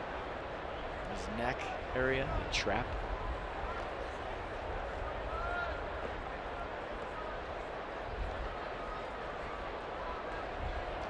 He could swing easy and hit one out of any part of this yard. There's a high drive to deep right center. See you later. Way up there. Number 21 for Bryce Harper. And just like that, it's a 9-6 ball game. Good call, partner.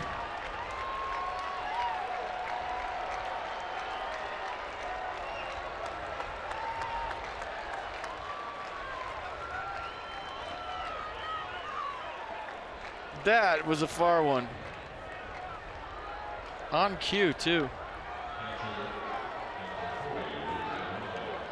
Finally in this slugfest, a home run. Well, just like that, it's 9-6. Stay tuned. Hold on. Bryce Harper got all of this one, folks. Yeah, forget the new fence in the bullpen. That second level way out there. Next up is Wilson Ramos. It's now a 3-run game.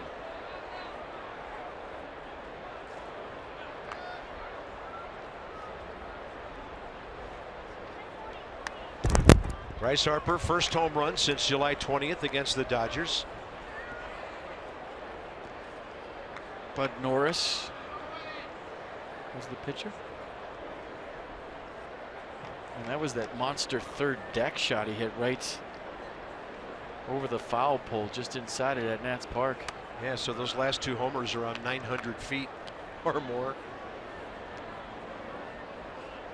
Nationals with their 157th homer of the year. Ramos to right field. Parra back. It is caught right in front of the scoreboard for the first out. We'll check out the sequence. Christian Bergman, Bryce Harper. First pitch way out of there. Then he gets strike 1 on the outer half. Tries to go inside. Bryce hit it down the line, then inside again. I think he tries to go away right here with a close fastball that just misses, and then a foul ball. Into an easy home run. He just smoothed that ball out of here for home run number 21.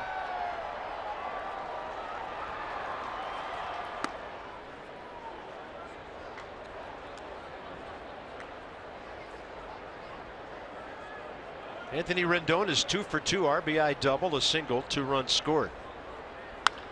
And he goes to left, didn't get all of it. That was right off the end of the bat. Dow coming in, 2 outs. Brian Goodwin is next.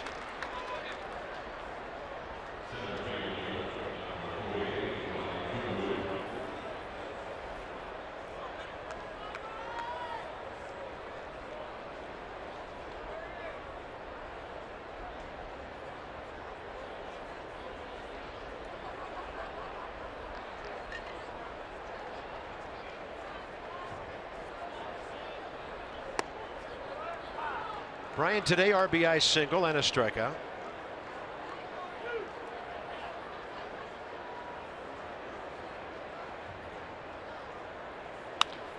Now he's 2 for 3.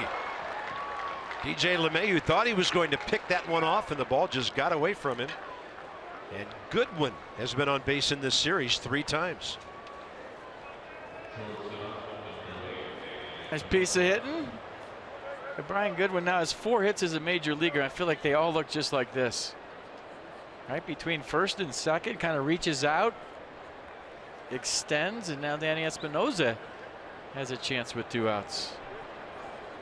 He singled to right center last time to set up that 2-run 4th inning. Hey, what the Nats are feeling. Everybody on the top step in the dugout right now.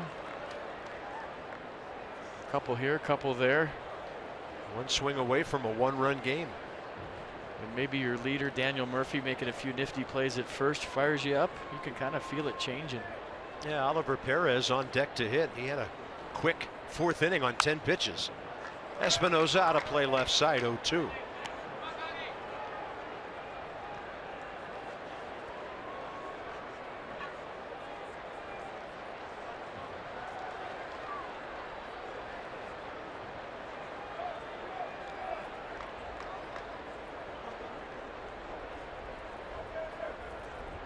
John Gray taken out of this game after 4 innings. And now the bullpen's given up 2 in a hurry.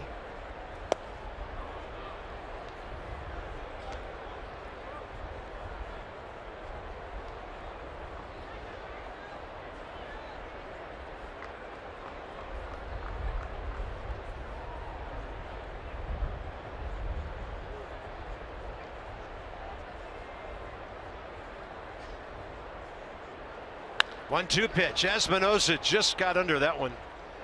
Parra came in, goes back a bit, waiting for it. The Nats will pick up a couple of runs.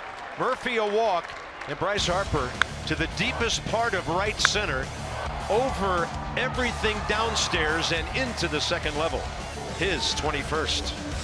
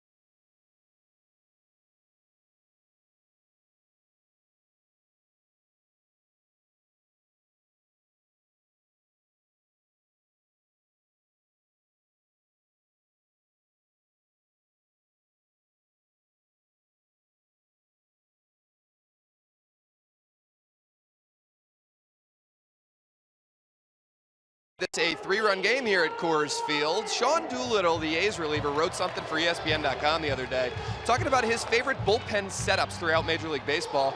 I thought I'd piggyback on that and poll the Nationals relievers on their favorite bullpen setups in the National League. Two got all of the votes, really. San Diego, because it's San Diego and because it's in center field, good views from out there.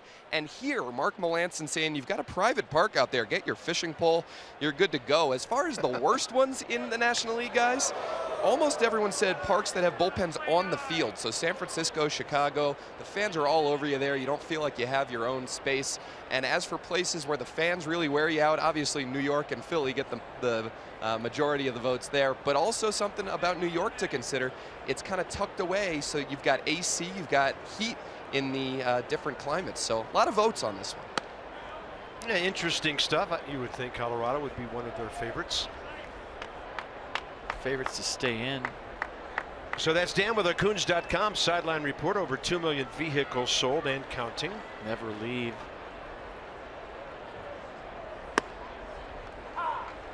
So number 8 hitter Tony Walters, then Ryan Rayburn to hit for Bergman next. Who's Matt Belisle? See how long Dusty goes with Oliver Perez here. Had a very quick 4th inning. That's a bouncer foul.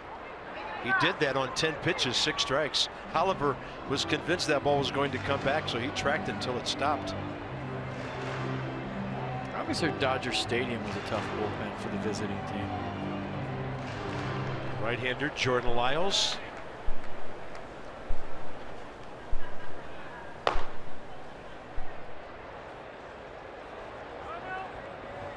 By the way, speaking of the Dodgers, a half game up on the Giants, who are behind again today at home. 5th inning, Pirates 6, Giants 4.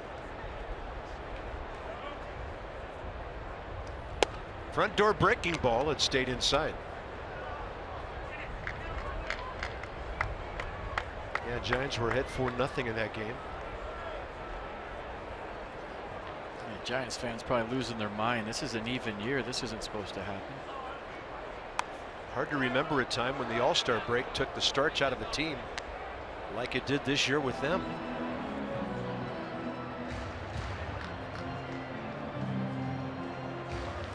Dodgers at Philly right below that tonight. Yeah, that's a hard team to feel sorry for, though. They got a lot of jewelry, so. Tony Walters 2 for 2 today.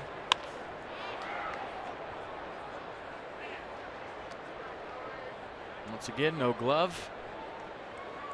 He brought his glove, the kid. I don't need no stinking glove. Just bare hand everything.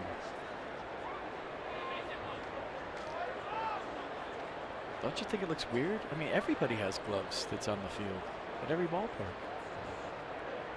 3-2. And that one straight down into the leg or the foot of Tony Walters. Nats ball girls have gloves.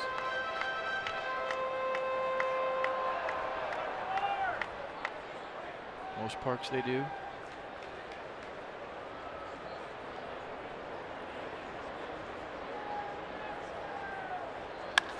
That ball is high and deep to right, and Bryce Harper will watch it sail upstairs. Tony Walters is a triple short of a cycle here. Their backup catcher. That's his 3rd of the year. And now it's 10-6.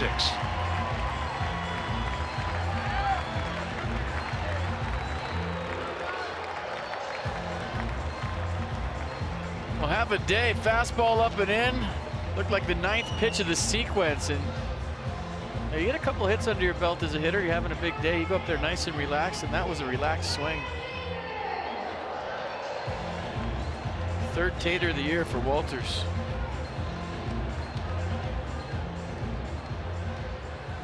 This Ryan Rayburn pinch hitting for the pitcher Christian Bergman.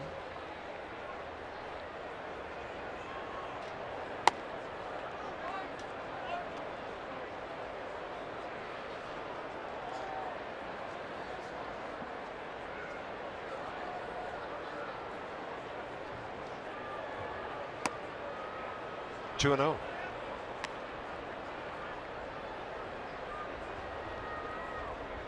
Second time today the Nats have scored, and then the Rockies coming right back and gotten on the board. Way outside, 3-0.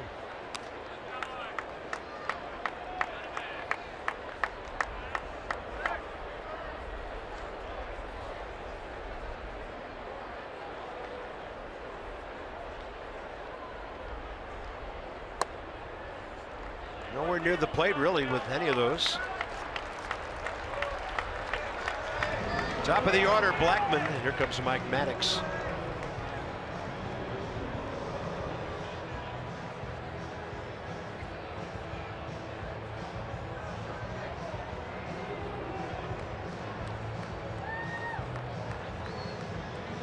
Oliver Perez has pretty much pitched every other day lately. The 10th against Cleveland, the 12th against Atlanta, the 14th against Atlanta, the 16th, which was yesterday here. So he's been used a lot. And it's not just the mound stuff either. It's when you get up in the bullpen and get hot and no come in too. So dog days sometimes, especially in this ballpark, bullpens can be a little bit tired.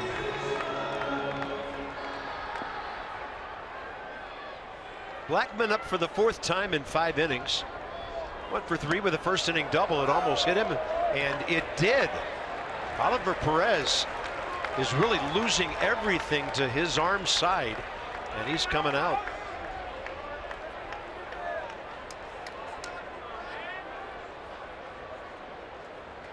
Dusty Baker going to go double switch right here and get Matt Belisle in the game. Oliver a 1-2-3 4th, but nothing but trouble in the 5th, and now deeper into the bullpen.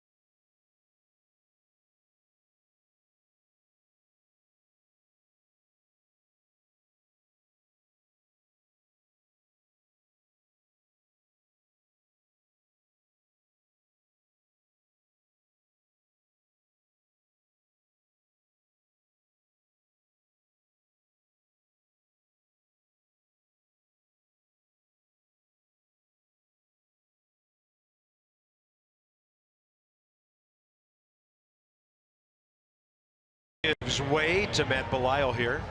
Bottom of the 5th inning at Coors Field in Colorado. 36-year-old's been busy. This is his 30th appearance. 32 innings, 23 Ks.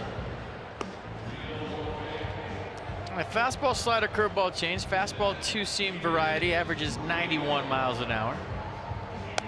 Don't really throw the change a whole lot. Slider the best secondary pitch. Made a nice return to Colorado Monday night, inning and a 3rd, 1-hit scoreless ball. On the double switch, Ben Revere comes into play center. He'll be batting 9th, so leading off in the 6th. Pitcher spot now the number 7 hole for the Nats.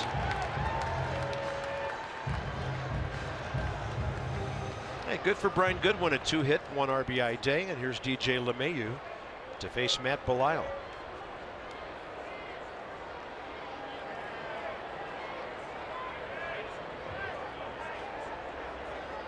They duel for the first time.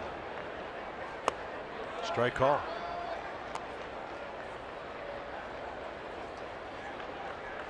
Ryan Rayburn walked, and then Charlie Blackman on the first pitch, hit by a pitch.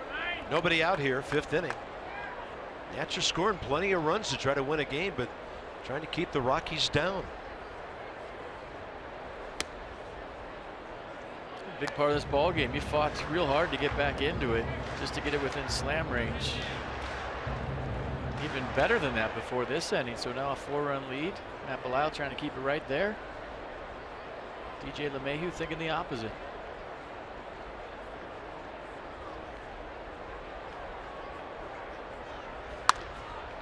Bouncing ball outside the bag. Tell you what, if you manage in this ballpark 81 games a year, you age in dog years. I mean, I don't know how Walt Weiss does it. It's just hoping you outlast the other ball club and do what we're seeing here probably more nights than not, right? I mean, how many 2-1 games has he managed in Coors Field this year where he's actually got to strategize? You know, Clint Hurdle got him to a World Series. That was their only winning season with him at the helm. And it took the most unbelievable September in history, I think, to get them to that position. Yeah. That was unreal the way they closed out 07 season.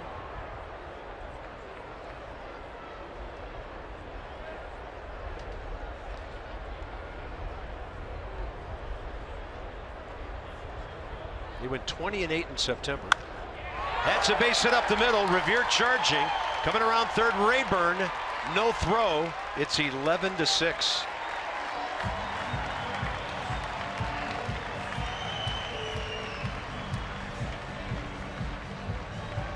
Second hit of the day for DJ LeMahieu. RBI number 46. And a place where we said you can't walk people, 4 Nats walks today have scored. Yeah, they've walked 5 total, hit a batter. The man hit is at second base right now. David Dahl will face Matt Belisle.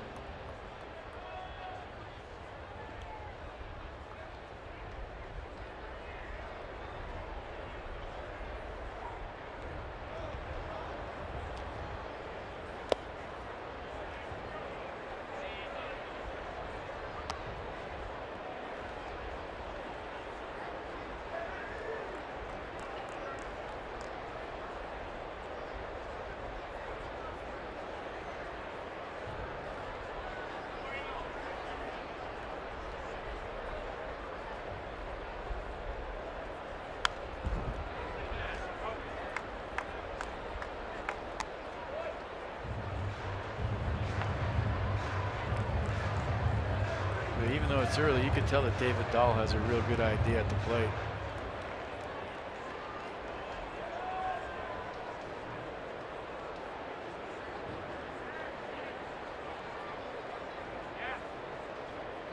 Just 22 years of age.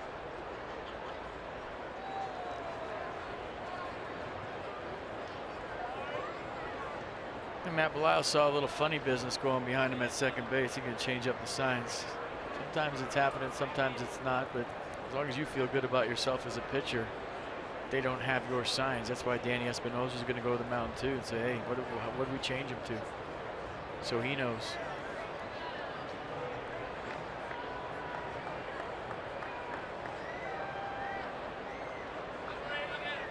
Thing is, he played with Charlie Blackmon, so. Yeah. Bouncing ball. Turner, Espinosa. Took a little time to get that first out going. And so Blackmon to third, LeMahieu out, and Dahl at first for the first out of the inning.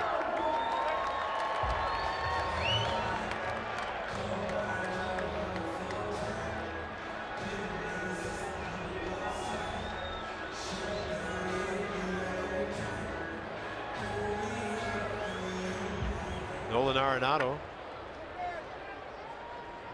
1 for 2 today. Single, walk, 2 runs scored, a run driven in.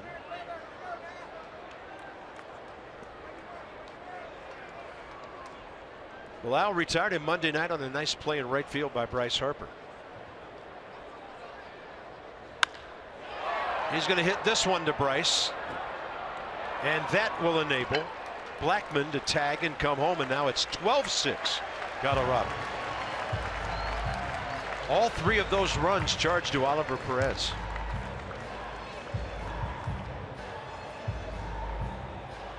Give the Rockies credit. The Nats come back, they come back and add on to their lead. Good piece of hitting by Nolan Arenado right there. That's how you drive in 100. Get them all. Gerardo Parra Ground ball to Murphy last time, but he has doubled and tripled and driven in 4 runs.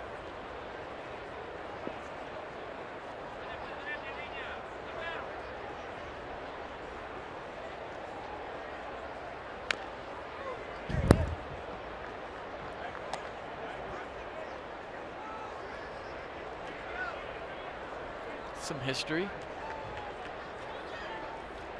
Yeah. Gerardo with the Diamondbacks and Matt, of course, here.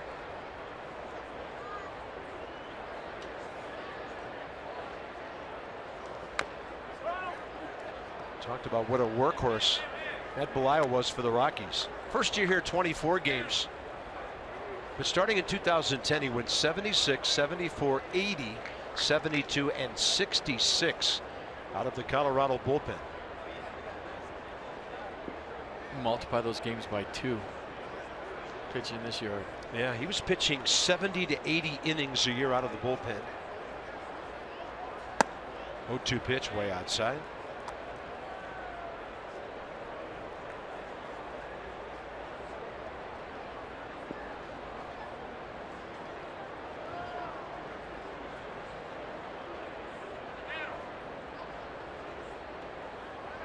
Yeah, I think that's a big reason why the Nats went after Matt Belisle. They figured if he could pitch in Cincinnati and Coors Field, that he would have no problem pitching in Nats Park.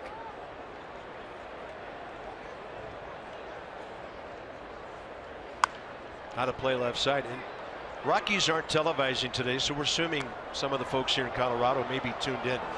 One of Matt Belisle's best friends and a great friend of mine from years past, Mike Helling, who lives here in Denver, is recovering from a stroke suffered a couple of months ago. Mike, a great TV producer for years and years for the Cardinals and the Rockies. Want to wish Mike and Carla and their whole family the very best. Their son Nick is working in our truck in our tape room. And just our best to the Helling family. Mike and Matt Belisle, very good friends. I want to pass Mike our very best.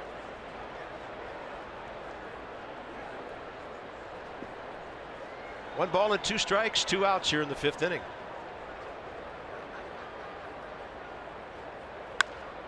Parra continues to battle. So they're going to be up around 40 balls fouled off probably by the time this game's over today. Easy. They swing the bats with such confidence here.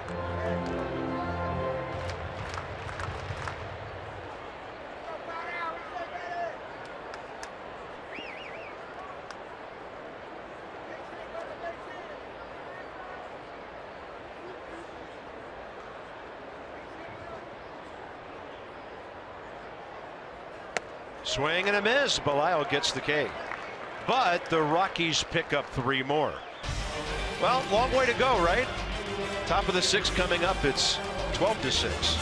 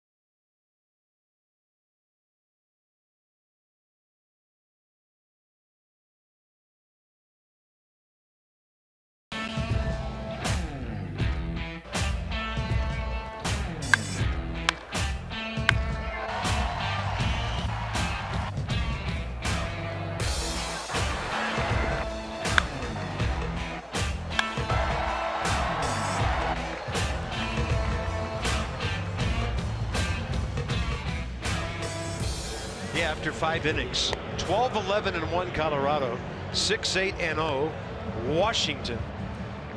Then we're going to the top of the 6th. Here's the Nats box. Nice day for Bryce Harper. Bryce has a base hit, a 2-run homer, 2 runs scored. Anthony Rendon has gone double, single, RBI, 2 runs scored. And Brian Goodwin not in the game any longer, 2 singles and a run batted in.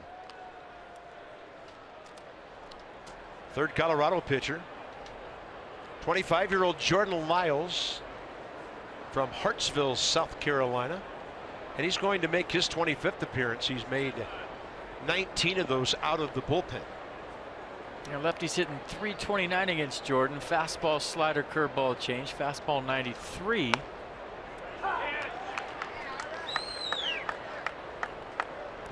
Ben Revere, 3 for 9 career against him. With a base on balls, been hitless in this series, 0 for 8. Check swing. He's made a lot of soft outs in this series. That's why he didn't get the start against a right-hander today. 1 out, 6th inning. Cedarita tickets presented by Anheuser-Busch are on sale right now. Receive an upper gallery ticket and free beer or Rita product just starting at $21. Some restrictions apply. For all the details and to purchase your Cedarita, visit nationals.com/Rita.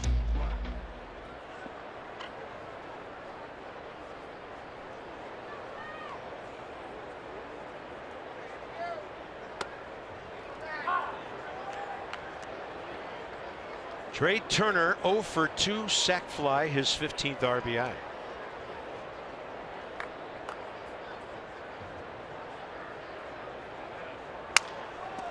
Reaching, and that's a fair ball beyond the reach of Arenado. Trey Turner will dig for 2. Probably make a big round to the bag until the ball's picked up by David Dowell. Trey Turner, 3rd hit of the series. Scoring position, 1 out. A 7th double of the year for Trey Turner. I think Matt died a hero right here. Might have broke it off the end, but he just got it by Nolan Arenado. That's doing something. First bounce in the dirt, kind of stayed on the dirt down the line, so it kept its speed. And Arenado in for the bunt, couldn't get over there. It'd have been interesting if he fielded that one. Probably put it in your pocket. But Turner will take the double. 7th of the year. Jason Worth 0 for 2 with a walk today, extending his on-base streak to 45 games. 1 for 6 career against Jordan Lyles.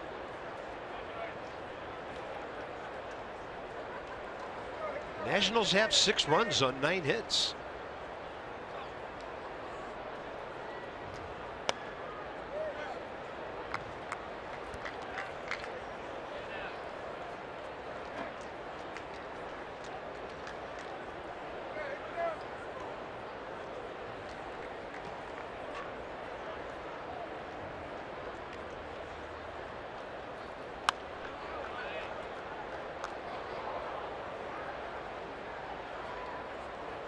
About the streak, as we openly talk about it, he talks about it with the media. I mean, he's one of the most superstitious guys you'll ever meet. And the fact that we've been talking about it for, I don't know, a week or so now, and he still keeps adding on, I don't think you can jinx those things. Talk about hitting streaks, right? You have to in your locker after a game. And he's been talking about this. You know, I mentioned it last night, so forgive me if you heard it, but I think the streak has way more importance than just anybody getting a 45 game on base streak, because his team's in first place and he's getting it on in front of Murphy and Harper.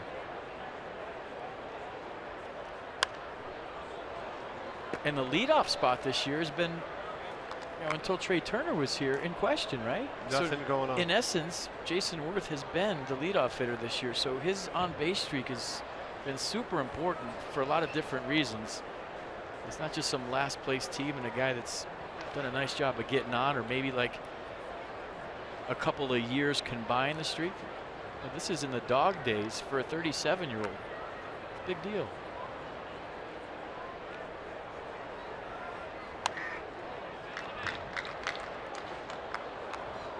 It's going to be interesting if this thing keeps going and Jason has a day off and Dusty needs him off the bench. That's when it's going to get dicey.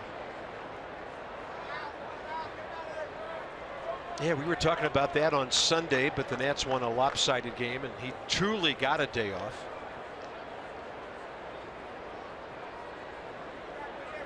And George Von Haltren, the record holder, he was 27 when he did it, 10 years younger.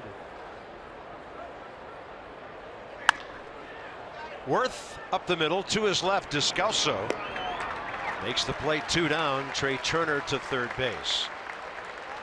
And with more on Jason, here's Dan.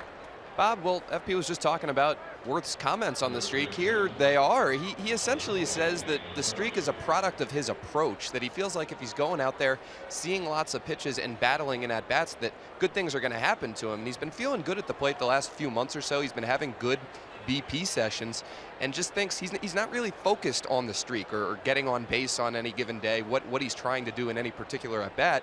It's more just a product of that approach, and he feels like if you have that approach consistently, good things will happen. The process. Murphy 0 for 2 with the walk. That ball gets away, and the Rockies will hand the Nats a run. It's 12-7. I need a new pen. I just ran out of ink. Turner a double, third and a grounder. Home on this. Oh yeah, this is a no-brainer for Trey Turner. As soon as that thing gets by Tony Walters, can moonwalk home with his speed.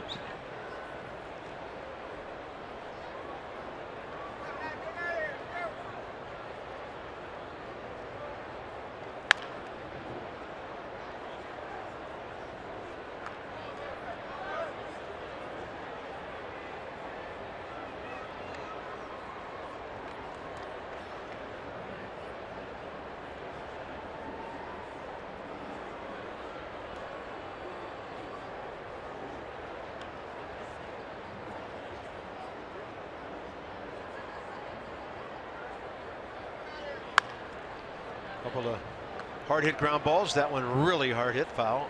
And the count 1-2 to Murphy, who has driven in 87 runs on the year.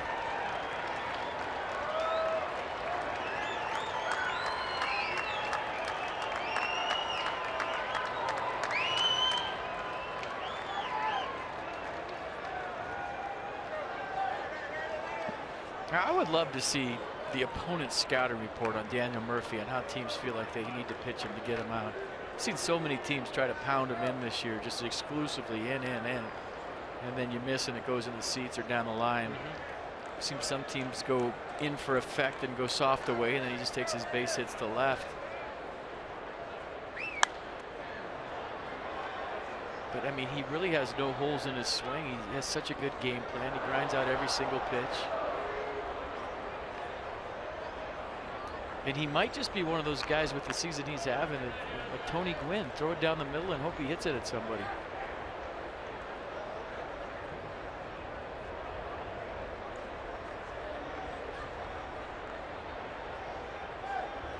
Murphy, a rocket to right. That ball's going to scoot right by Gerardo Parra. And Daniel Murphy, who already leads the league in doubles, has number 35. I mean, did you think Daniel Murphy would go hitless in Coors Field? Come on, shake yourself. 35th double of the year. I mean, you keep trying to pound him in, and watch, you miss maybe a half a ball, and it comes back over the plate, and he's ready. Just lifts up the heel, heads perfectly still, perfect balance throughout the swing. So Daniel hits Murphy, does it again, this time with a 2-out double. He is fun to watch. Well, here's Bryce Harper. Bryce has made it a 3-run game once today. Last inning, long home run, deep right center. Fastball up. In case you missed it in the 5th inning, maybe you're just getting home from work, 461 feet of homer. The longest for a Nats player this year, right above the Jackie Robinson number 42 in the first row there in the upper deck, basically center field. He just went upper deck.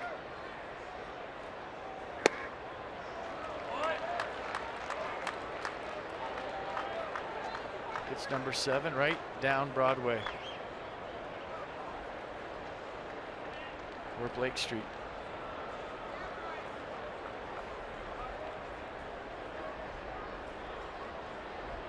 21 homers, 62 RBIs now. 4 batted in this series. Rice is 5 out of 9 against the Rockies. And he's been lunging on those last 2 pitches, so protect mode here now to try to get a run home. I don't think that swing felt good.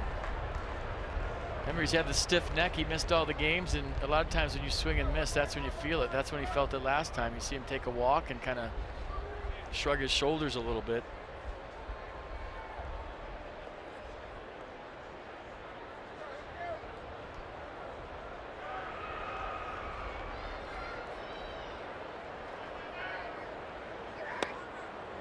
You told him to swing easy last time, and you did.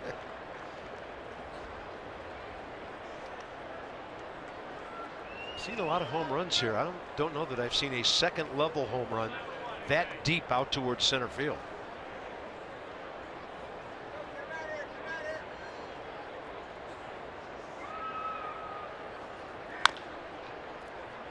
I'm sure Larry Walker went out there a time or two. Todd Helton.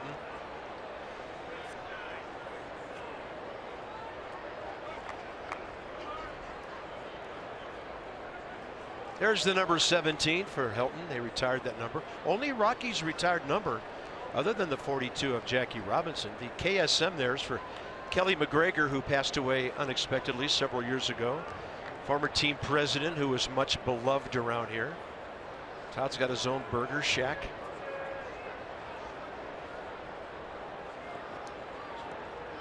Take a Helton burger, a double Helton burger. Hold it, Todd. 2-2, and we'll start over. I gotta see that menu. I didn't see that. I would have walked out there today. Take the 17 burger, hold the cheese. I think Todd did well taking baseball over football. He did. I think a Peyton Manning guy had something to do with it. Yeah. I did some SEC football back in the early 90s and saw Todd play a little bit.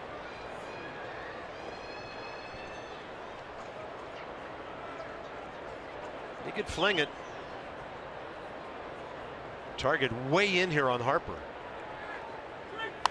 He fights it off. Tell you what, Nats are grinding, man. A lot of teams with an 8.5 game lead, you 7-run first, you shut it down, get on the plane, go to Atlanta, try to beat those guys. Ball club showing their fans a lot today, hanging in there, grinding. Rockies too. I mean, if you're a Rockies fan, this has potential to be a good club. 2-2. Off speed. Count goes full. You just have to maybe blindfold some pitchers, some free agents when you recruit them and say, just don't let them know where they're pitching, then you can sign some big guys. If you're a free agent pitcher, there's no way you're coming here. No way.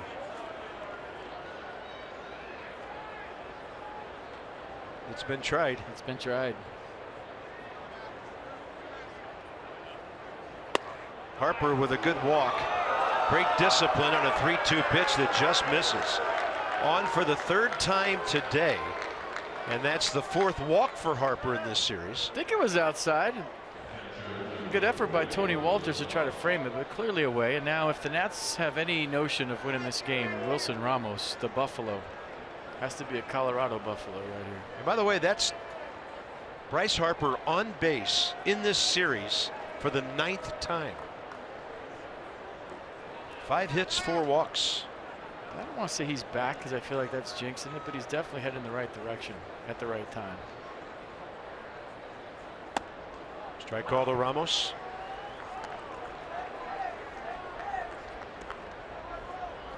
So here at Coors Field, as we get into the 4 o'clock hour here locally, 19 runs on 21 hits combined.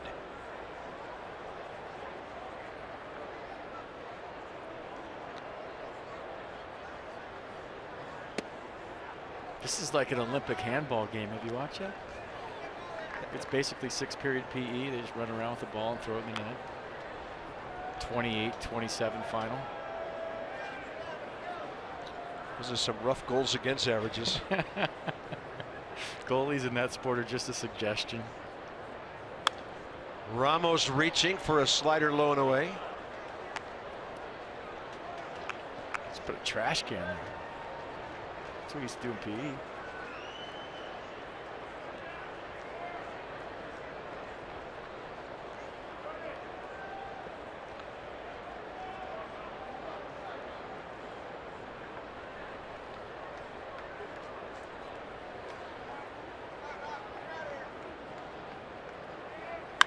Ramos hits it hard to Arenado. That's it for the Nats here in the 6th inning. A run on the Turner double and a wild pitch. 12-7 after 5.5.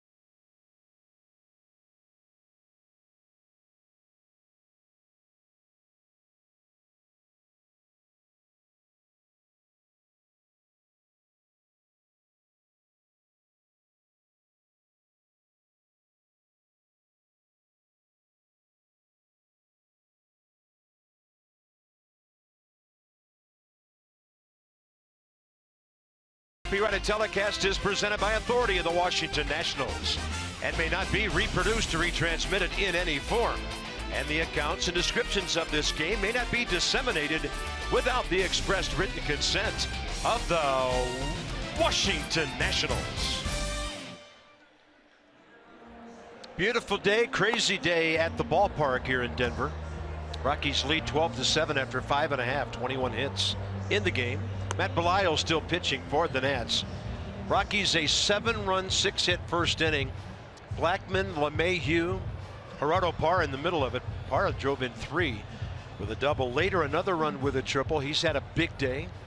Tony Walters, the catcher, gets a spot start. He goes double, single, homer, 2 RBIs. The Rockies have scored 640 runs this year. Way ahead for first in the National League. So here's Matt Belisle against Daniel Descalso, bottom of the 6th underway.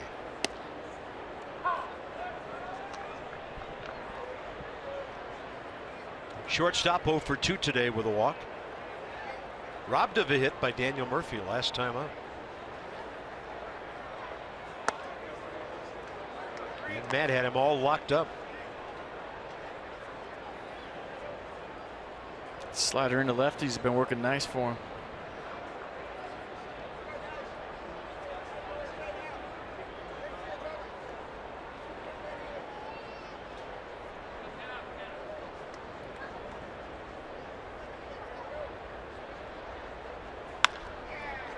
Anthony Rendon stationed perfectly for that ground ball. Wide stretch by Murphy for the first out.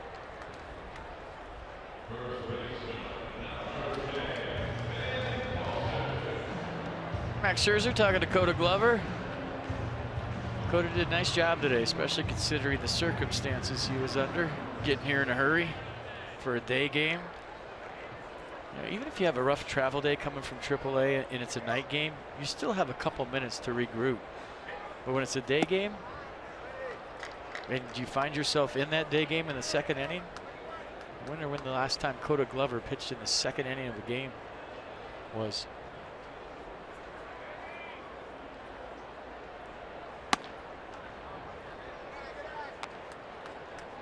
Saw Tanner Roark there. He'll get the call Friday in Atlanta. Reynaldo Lopez tomorrow. What a season he is having. 13-6.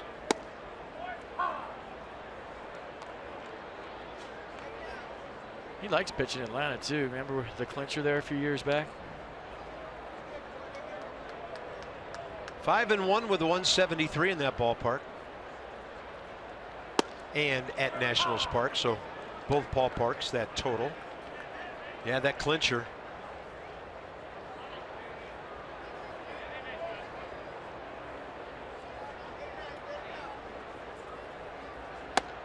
Upstairs, 3-2. I talked to Tanner the other day about pitching that heat at Nats Park after the game. I said, how was it out there? He said, brutal. He goes, but what are you going to do about it? There's nothing I can do to change it. So, hey, just wore it, went out there and did my thing.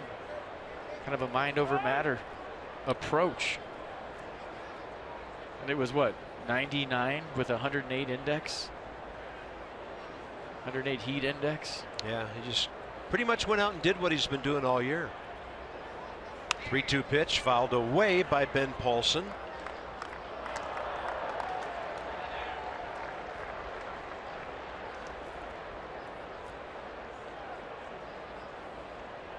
.81 the ERA. League hitting .235 against him.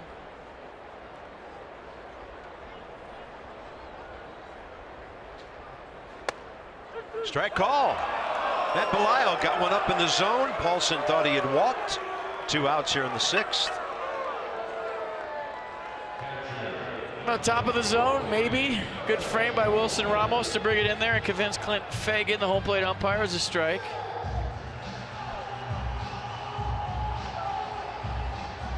Clint Fagan taking a long look into that Colorado dugout. Here's Tony Walters. He's hearing it from Walt Weiss.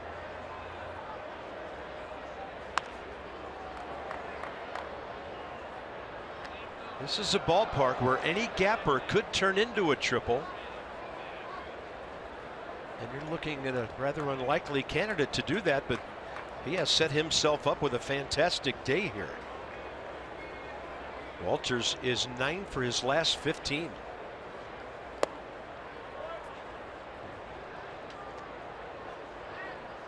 Didn't LeMahieu flirt with one? Was it last night or Last the first? night. Yeah. I feel like that's an everyday occurrence here. He went single, homer, triple, walk. Good pitch by Matt. He's diving under his bat.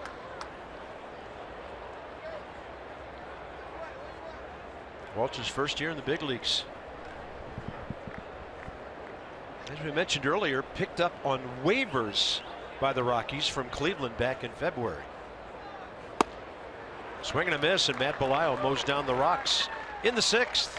Top 7 coming up. Rendon, then the pitcher's spot. Anthony Rendon having a big day. 2 for 3 today, 3 for 4 last night. 5 runs down. This ball game is far from over for the Nats.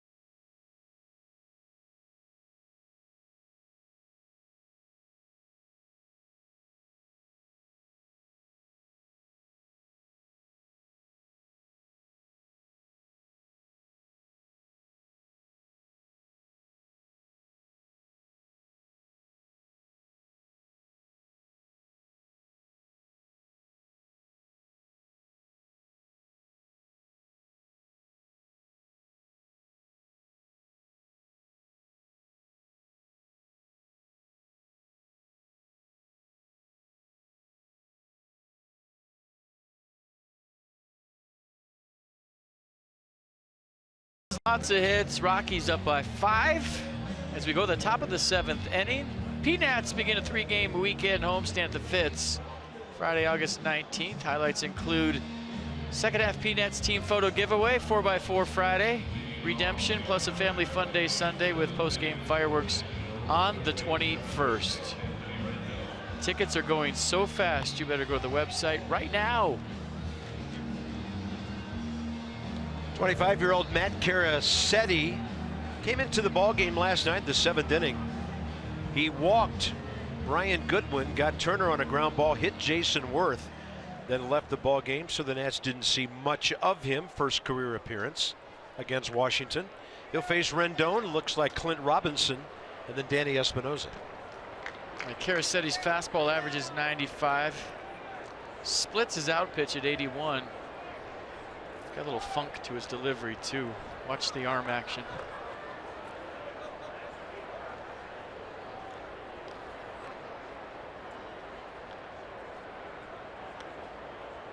Rendon has pulled it twice, double, single. RBI back in the second, his 55th of the year.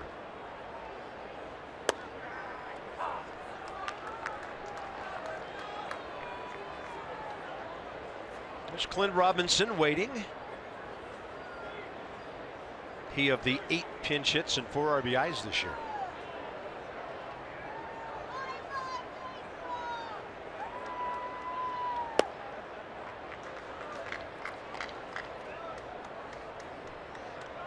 Sean Kelly for the 7th.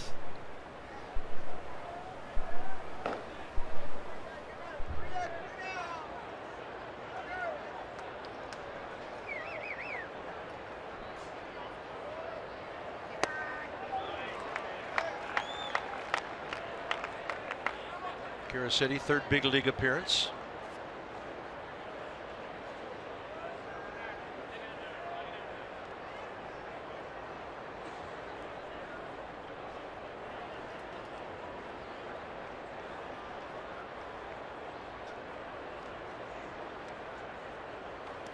Swing and a miss on a breaking ball, low and away. Smothered by Walters. Rendon down for the 2nd time.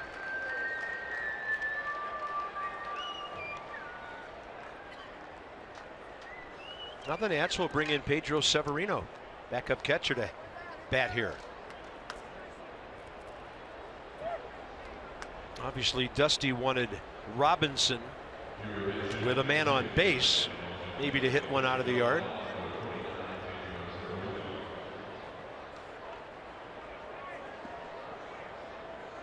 Severino 5 for 12 overall with an RBI. This will be his first pinch hitting appearance. Yeah, nice job catching Ronaldo Lopez last time. Maybe he gets the start tomorrow in Atlanta. We'll see. It's an energy guy, a lot like Wilmer Defoe. Yeah, Ronaldo was good against the Braves on Saturday night. First big league win.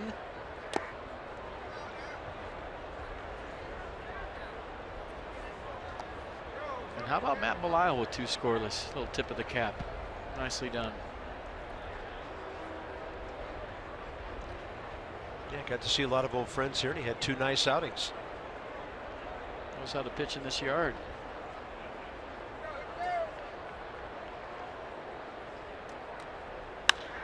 And a ball to left by Severino. Well out of here. Severino, first home run, and the Nats have it back to 12-8. Well, that's a good day, right? Hanging around watching a big league ball game. You get a little pinch hit assignment. You go up there and go bridge. Yeah, first career home run, had only 4 at bats last year. Dugout responding, and he joins the big league home run club. 20th run of the day on a Pedro Severino home run.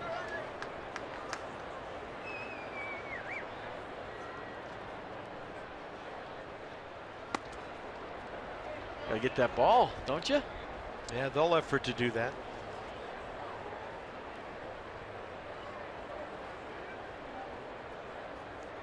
The Braves fan has it? Looks like there's an usher tending to business. Nick Markakis out there? I think he has it. There's Danny Espinosa with a 1-0 pitch. He didn't know the flaw at the end. Rookies. What are you going to do with him? It's like, wait a minute. Wait, you're supposed to do the flaw thing. Haven't you been watching on Masson? Been busy catching and getting his work in.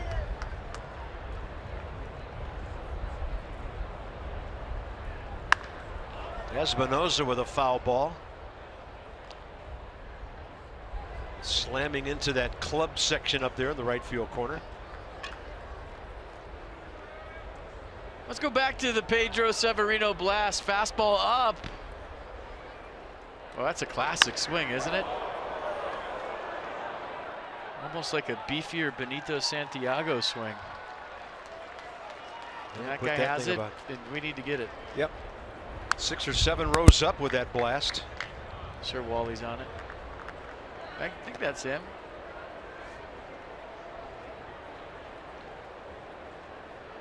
It's in his pocket. I can see it.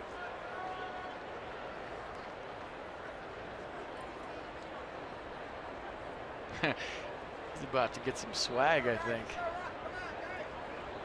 I don't think he knows it's his first big league home run, though. He just has a ball and he's happy about it.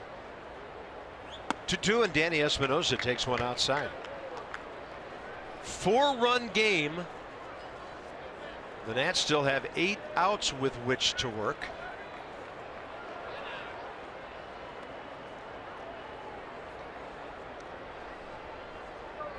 Hit 2 home runs, 17 RBIs at AAA Syracuse this year.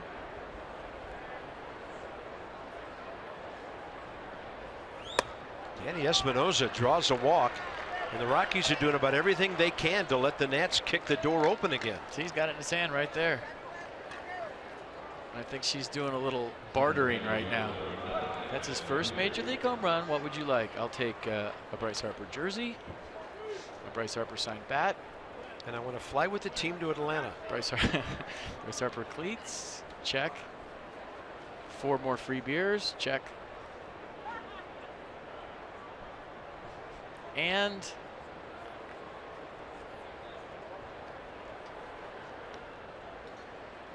Wilson Ramos's catching gear. You were in the seats when Barry Bonds hit his record home run in San Francisco that night, right? That was nuts. You were out there. Good thing you didn't catch it. The Giants would be broke. They it could be Ali Perez too. I'm not sure if that's Dick Markakis or Ali Perez. There's cool. The fellas together. Look at that.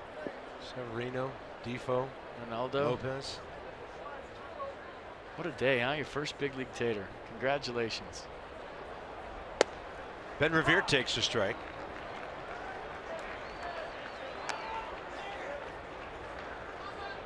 Well, the top of the order is coming. If Revere can find a way to get on base for the first time in the series, then you're looking at a swing or two and it's ball game back on. Espinosa running and Revere protecting him.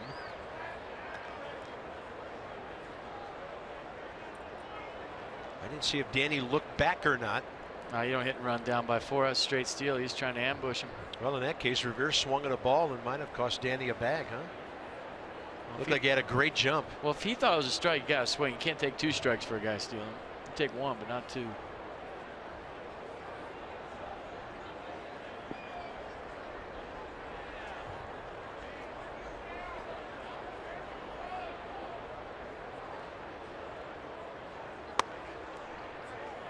I think that guy's still ordering out there. She's like, okay, would you like cheese on it on your Helton burger? Okay, I have a ball and I own the world. What else should I ask for? What do you think? His buddy's telling him. Get me a cheeseburger and some beers too. She's like, okay, all right. It's a home run. Meanwhile, to Revere outside, 2 balls, 2 strikes.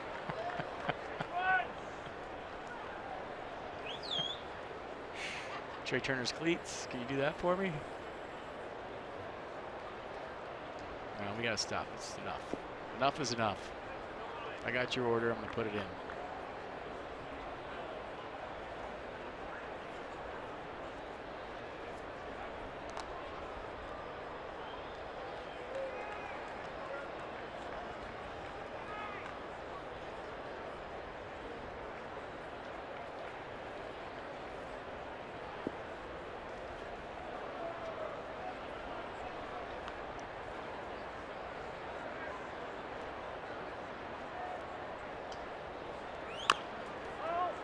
That's a foul ball called by the home plate umpire. Clint Fagan pointing to the ground, maybe came up and hit Revere while he was still in the box.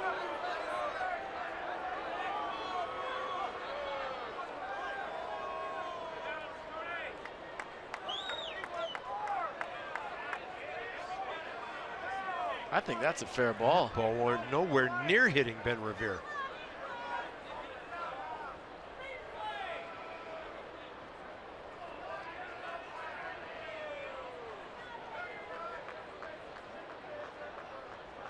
What a break for the Nats.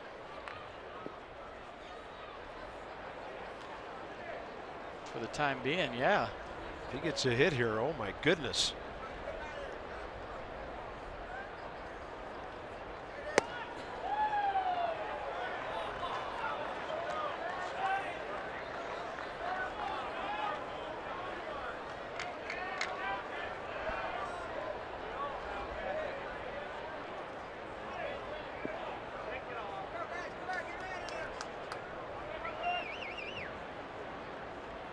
Three-two pitch.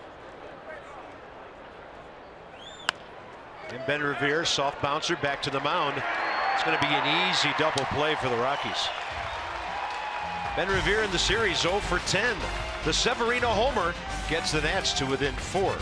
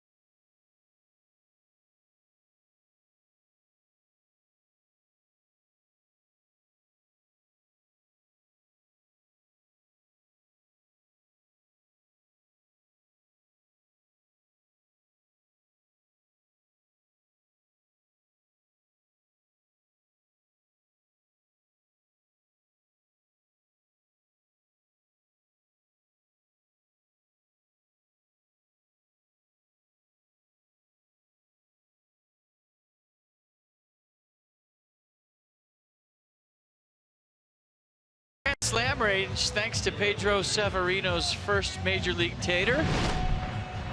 Let's check it out again. Fastball up. Oh, that's a beautiful swing. No stride, just a knee tuck. And a violent throw of the bat head gets his first major league home run. And I think Dan's out there with Nick Markakis in left field. Dan, what do you got? FP, I asked the guy what he traded the ball for. He said just a Severino signed ball. He didn't need anything too big. He said it's his first home run. I'm really happy for him. It's an awesome thing that I caught it. And so Severino signed ball for the first home run ball. Pretty even trade. Cool. That was a long order for all that. I mean, it looked like they were negotiating a home loan out there. Okay, I like that. Christian Adames leads off the bottom of the 7th against Sean Kelly.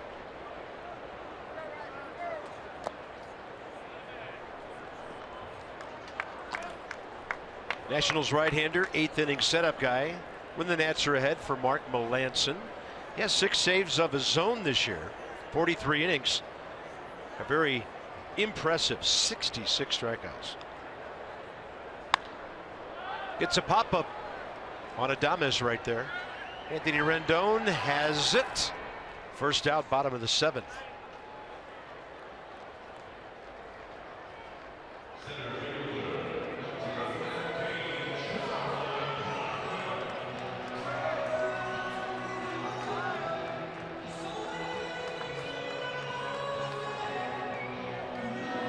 This was a great walk-up song on Monday night.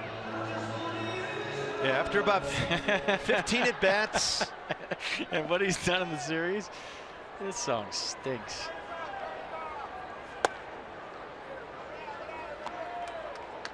One for 3 today. Hit by a pitch, 2 runs scored. Charlie Blackmon in the series 4 for 11. Such a good on player. base 6 times. He can hit. That ball popped up and playable for Rendon. Approaching the shadows.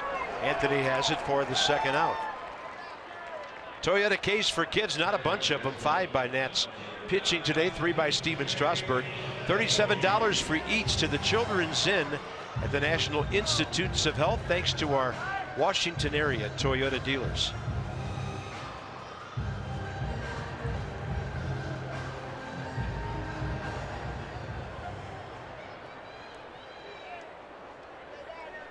Well, here's the star of the series right here.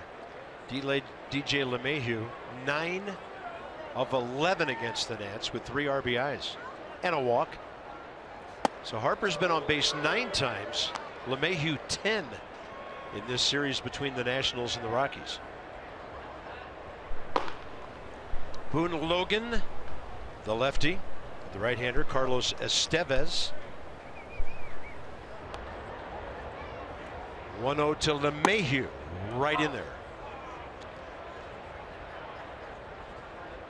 Maybe Logan for Murphy and Harper after Estevez starts the 8th inning.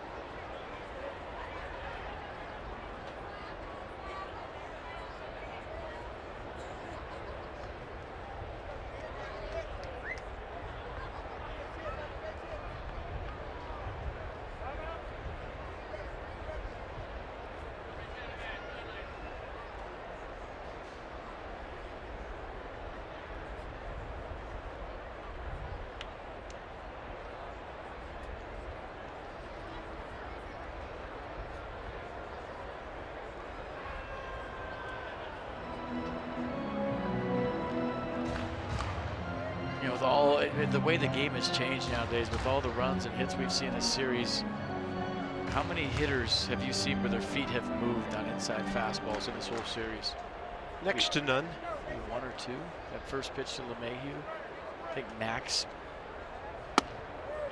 on the first game on Monday moved a few feet, but not too many. You never drill a guy for doing their job, but if you throw a mid-90s fastball, you can make me feel a little more uncomfortable and unsure about digging in and swinging from my heels if you make me move once in a while with an inside pitch. And I just think that's kind of the evolution of the game today. You don't see that very often. Guys get fined and suspended sometimes for just throwing in, so they don't do it. Yeah, umpires have to read minds for intent.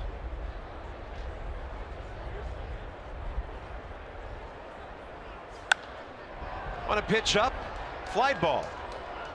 It's out to Ben Revere in center. So the bullpen shining in the 2nd half of this game. Trey Turner, Jason Worth, Daniel Murphy, 8th inning, straight ahead.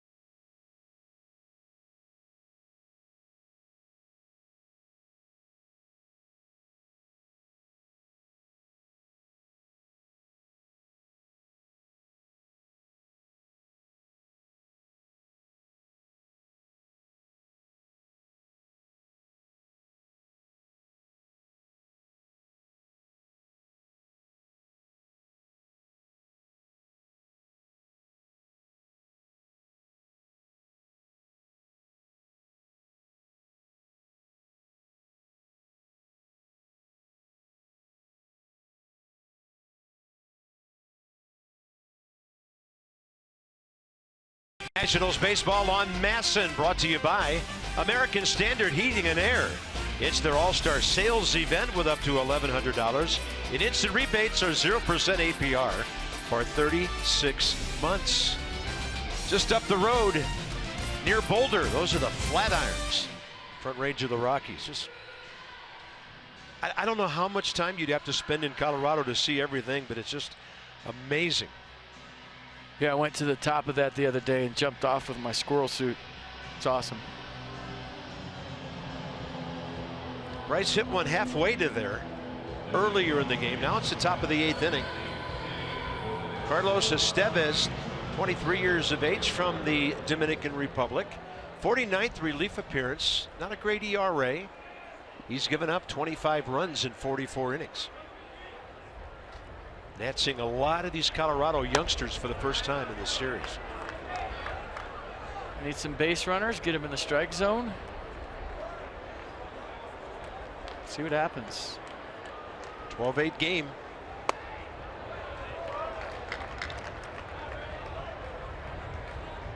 That fastball average is 97 this year for Estevez. Slider 85, changeup 89. Trey Turner out to right center, ball carrying, and it is on the ground at the 375 mark. You know what that means? 3 bags for this guy. Not even close at third. So exciting watching Trey Turner run the bases. Double and now a triple today. And for Trey, triple number 6. I mean, he's been in the big leagues for a minute, and he's got 6 triples. So let's watch Trey run. I've been calling him Traples, so let's watch the Traple. I mean, as soon as it gets over Gerardo Parra's head, look at him go. He has a time to fix his helmet. He's so fast. He adjusted his helmet 4 times on his way to third base. Unbelievable. He is fun to watch. Wow. Here's Worth. Ball 1 up to him. That might be the first one he slid on of all 6. They've all been stand-up triples, traples, whatever.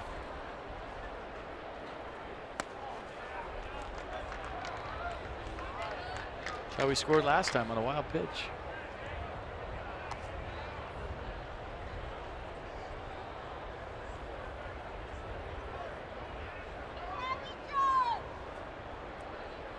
Worth 0 for 3 with the base on balls.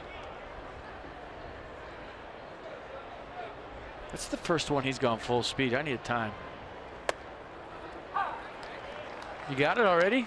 Good boys working down there. They said they got 10.6 down there on the triple. 10.8 was his previous record.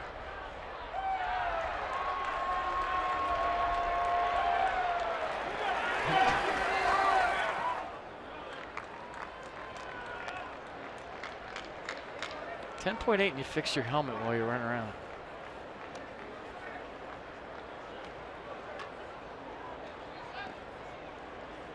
Three and 1 to Worth. Big pitch here. Strike 2.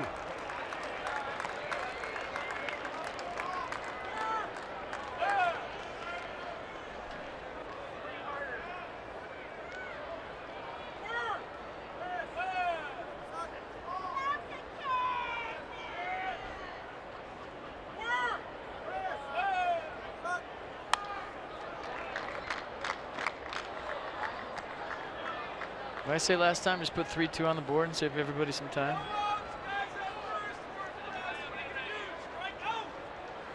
Pitches seen per at bat. Always one of the leaders. So that's 25 pitches. Add another.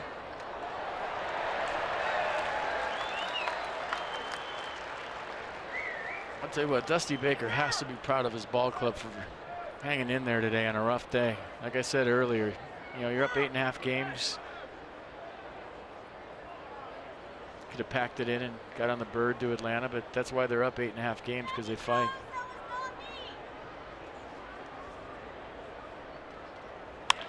Worth will lift one to left field. It's going to stay in the yard.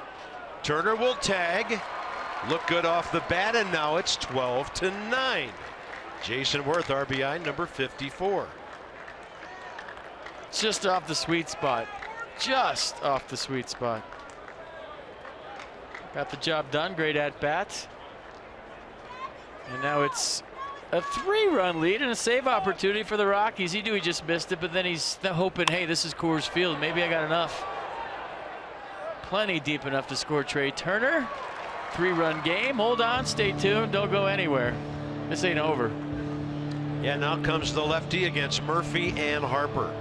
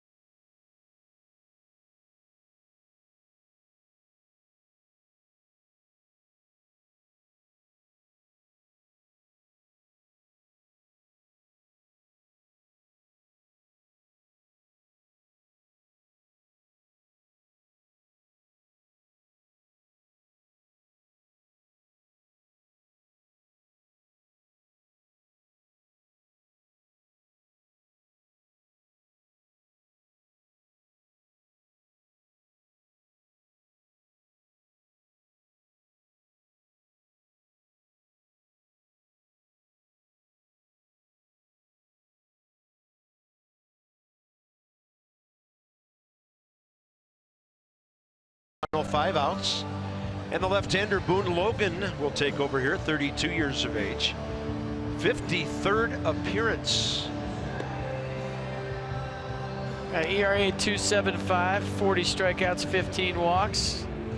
Opponent's average 152. Gives the fastball slider combo, fastball 93.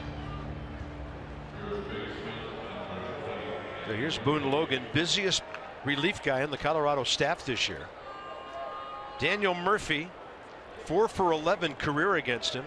Faced him earlier in the series and drew a walk.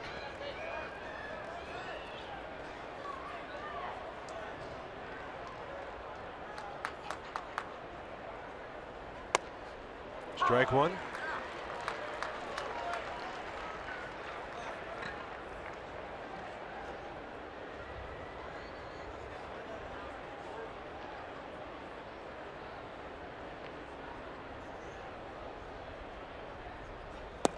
Swing and a miss on a big curveball that ends up way outside. Maybe a slider at 85. Yeah, it looked like a fastball for a minute and then just broke out of the zone. Decent numbers against Logan career.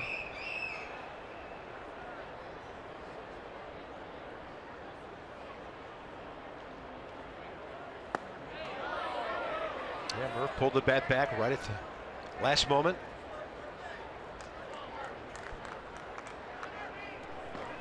Walk, a run, and a double his last 2 times up. Yusmeiro Petit after a quick 7th inning by Sean Kelly.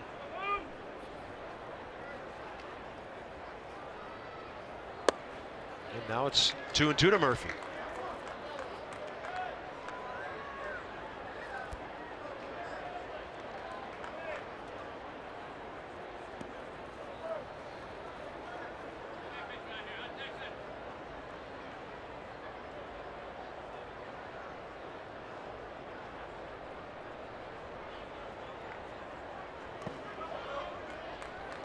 Working it, working it.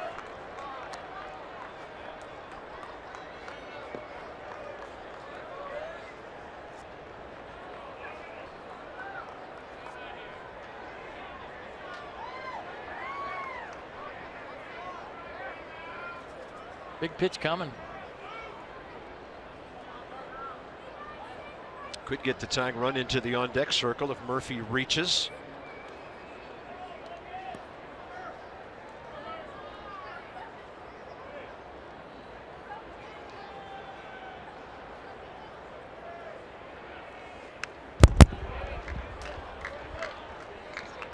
Borderline pitch, good foul ball. Buy yourself another chance.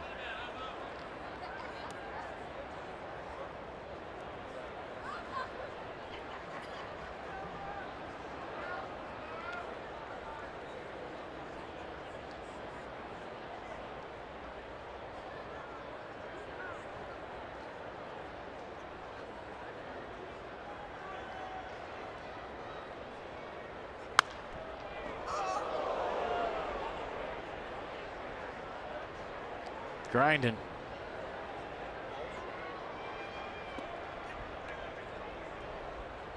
There's some fastballs in that I just scratch my head how he gets to them. I have no idea. And they're 4 inches off the plate. They're mid-90s, and he still ropes them into a dugout.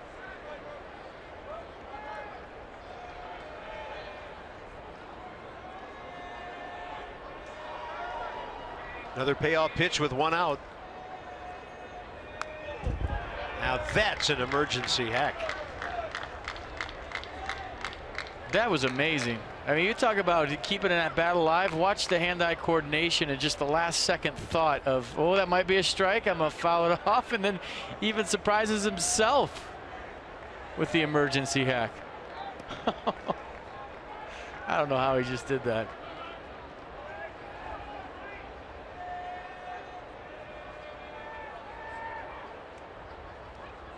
Tell you what, everybody's standing on defense and everybody in both dugouts is saying the same thing. How do you just do that?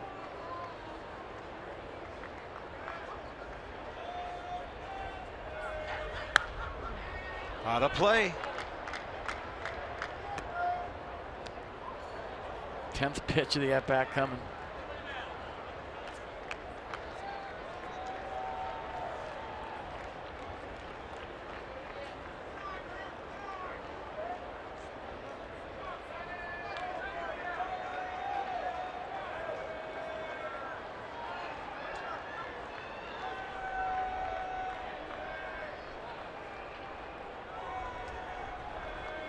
Three-2, and he got him with the breaking pitch. 2 down.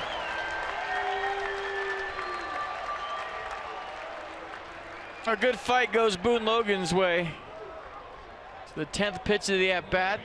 Looked like he might have taken a little off that. Said 85, but Murph out in front, guessing fastball, obviously 3-2. Pretty good fight. Bryce Harper against Boone Logan in this series. A double, an RBI, 1 for 2 career. On base 3 more times today.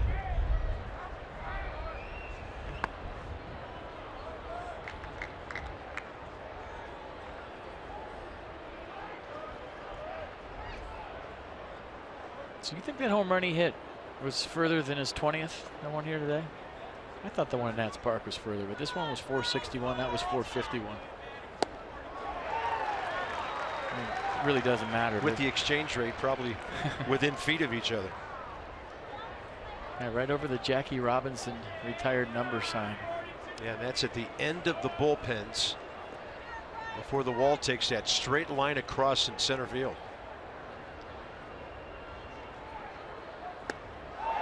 Boone Logan's got that breaking ball going.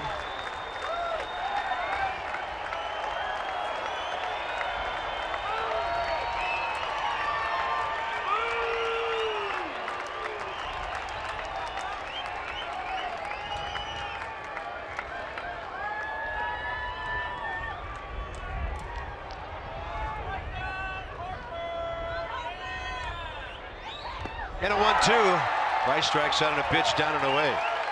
Boone Logan does his job in situational pitching, striking out Murphy and Harper. Not many pitchers can make that claim.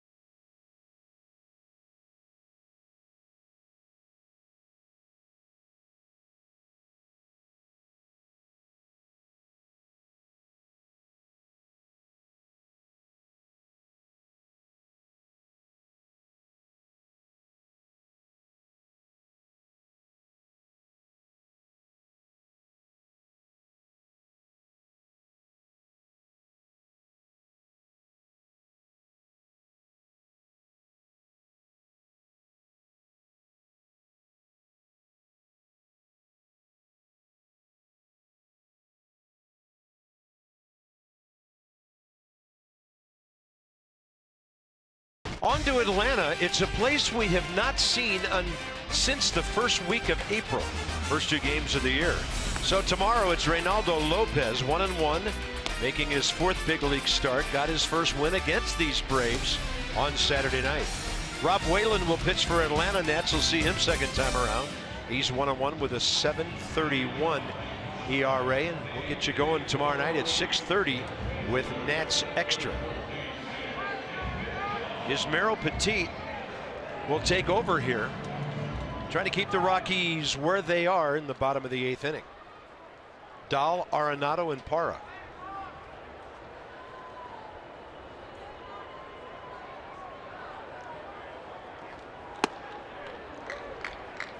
On a double switch, Chris Heisey now batting 7th and playing left field.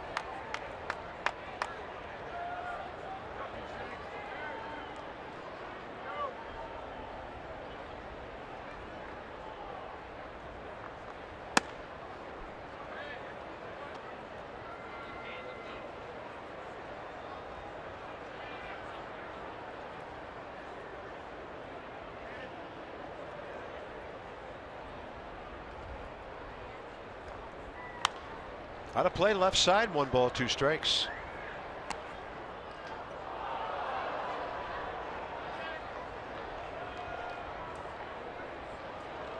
Ismael Petit came in the 4th inning last night, 35 pitches, 27 strikes, gave up a run on 3 hits out of the rain delay.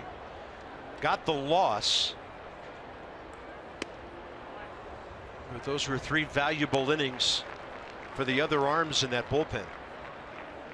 I'm sure Dusty didn't want to use him here today, but forced to based on the circumstances.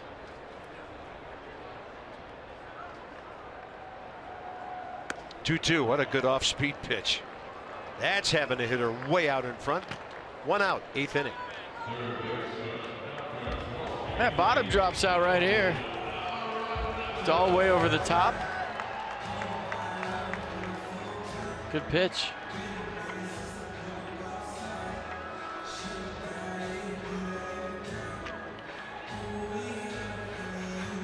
Zet.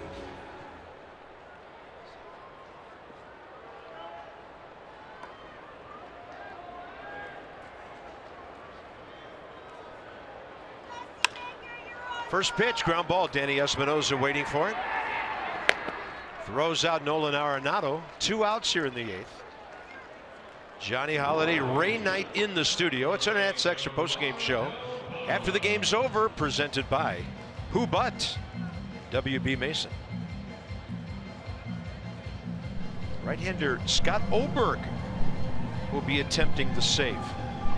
Adam Ottavino, who's their closer right now, has pitched in the first 2 games of this series. In fact, he pitched the 9th inning last night when they were up by 4. Here's Gerardo Parra, 2 for 4. 4 runs batted in.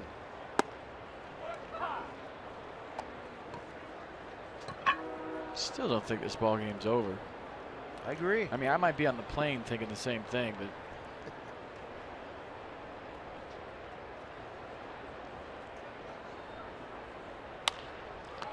Petit with a comebacker. Bullpen hasn't given up a run since the 5th inning, but the Rockies got a whole bunch before that. 3 outs to go. Ramos, Rendon, and Heisey, top of the 9th.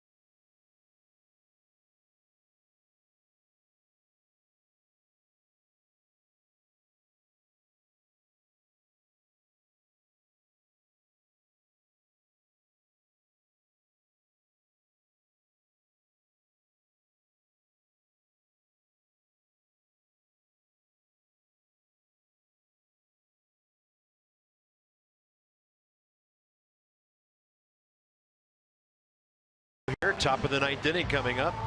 Well, the Nats will have 5, 6, and 7 due up against Scott Oberg, 26-year-old right-hander who has 1 career save. That was last year with Colorado. This year, 25 hits in 25 innings, 14 runs, and an ERA of over 5. Fastball, slider, curveball, change, 4-pitch guy. Fastball 95. They say the last 3 outs are the toughest to get. We shall see. Sticking around. We're hoping for good things.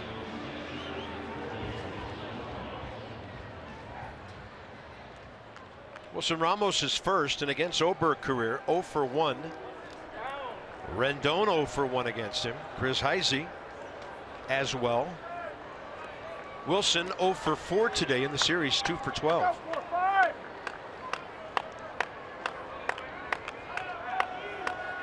His last hit, the early game RBI single off the right field wall last night.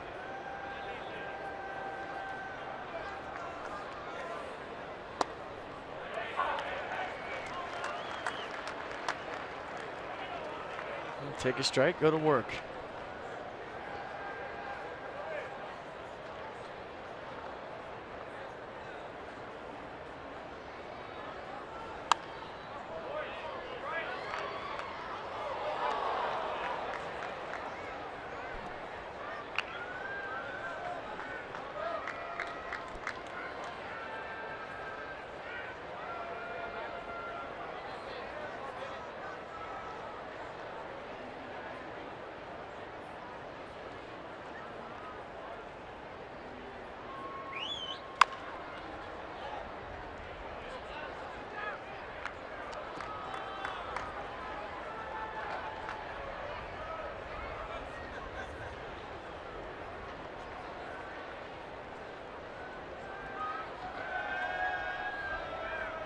A lot of room left center. Ramos in this series, they pitched him away, and that's where he's done his damage.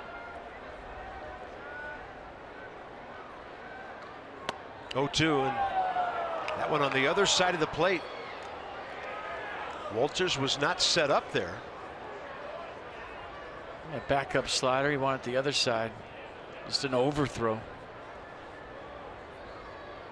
Go with another slider here.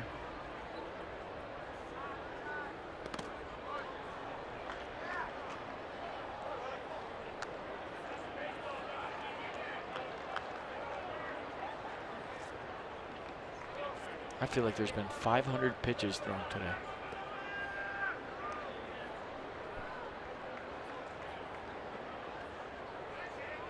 I'm just trying to calculate how far or how near you might be with that number.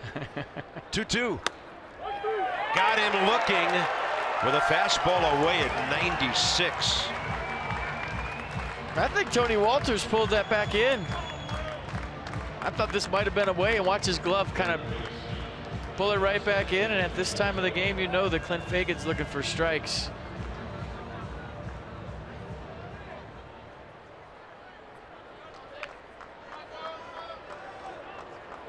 Next up, Anthony Rendon, 2 for 4 today.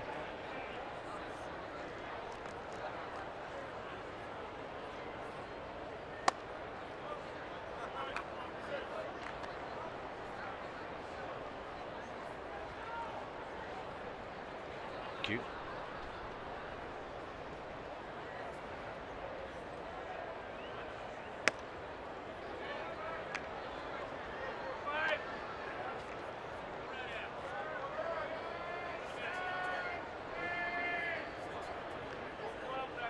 Base runners needed. Heisey on deck. And the 2-0 pitch right in there.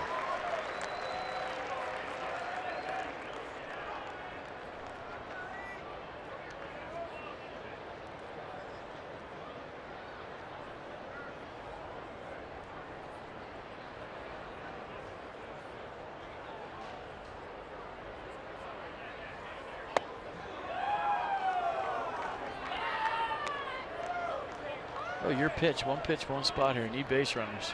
Swinging the bat well. No need to take here in a 3-1 count to fill it up.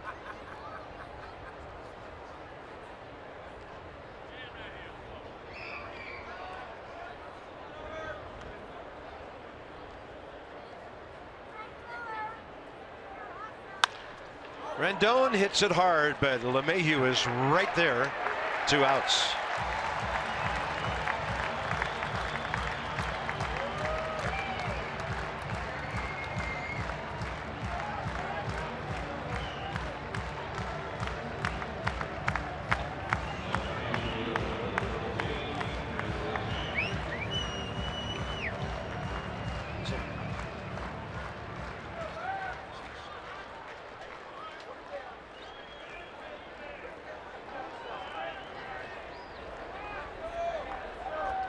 Final hope is Chris Heisey.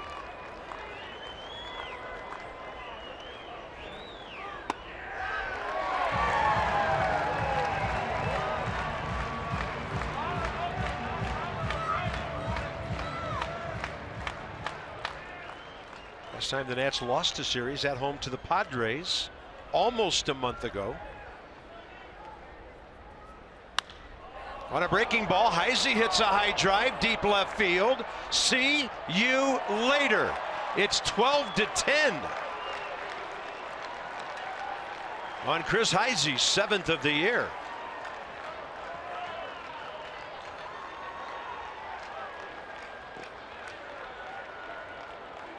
Okay, hold on. I mean, you score 10 runs in a big league game. You're hoping you win about 99% of those, but at Coors Field, that's how it goes. And I'm pretty sure when it was 7-0 in the first inning, I said this could be a 12-10 game. And now Chris Heisey with his 7th, and the Nats clawing, scratching, fighting, dying hard here at Coors Field. And they're warming up a left-hander in case Espinosa gets on and Clint Robinson gets in the batter's box. It's all the Nats can hope for right now.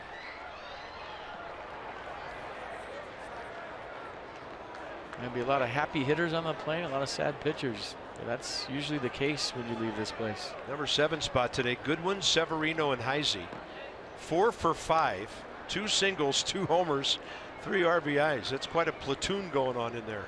A nice day for Chris Heisey off the bench, doing some damage. Nicely done. Espinosa 1 for 3 with a walk. Strike 2. That left-hander is Jake McGee. If it gets to Clint.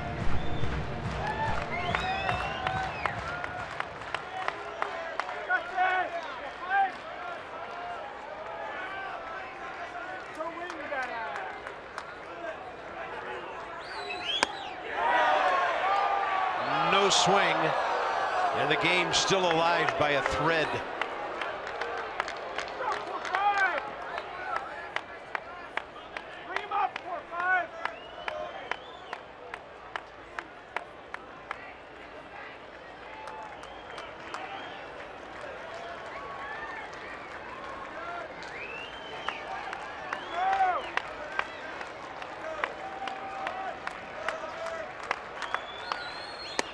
Now it's over.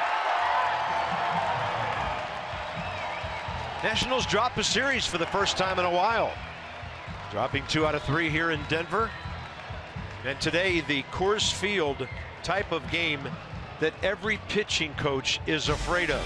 12-10, 24 hits. The Nats battled back, just couldn't make it all the way.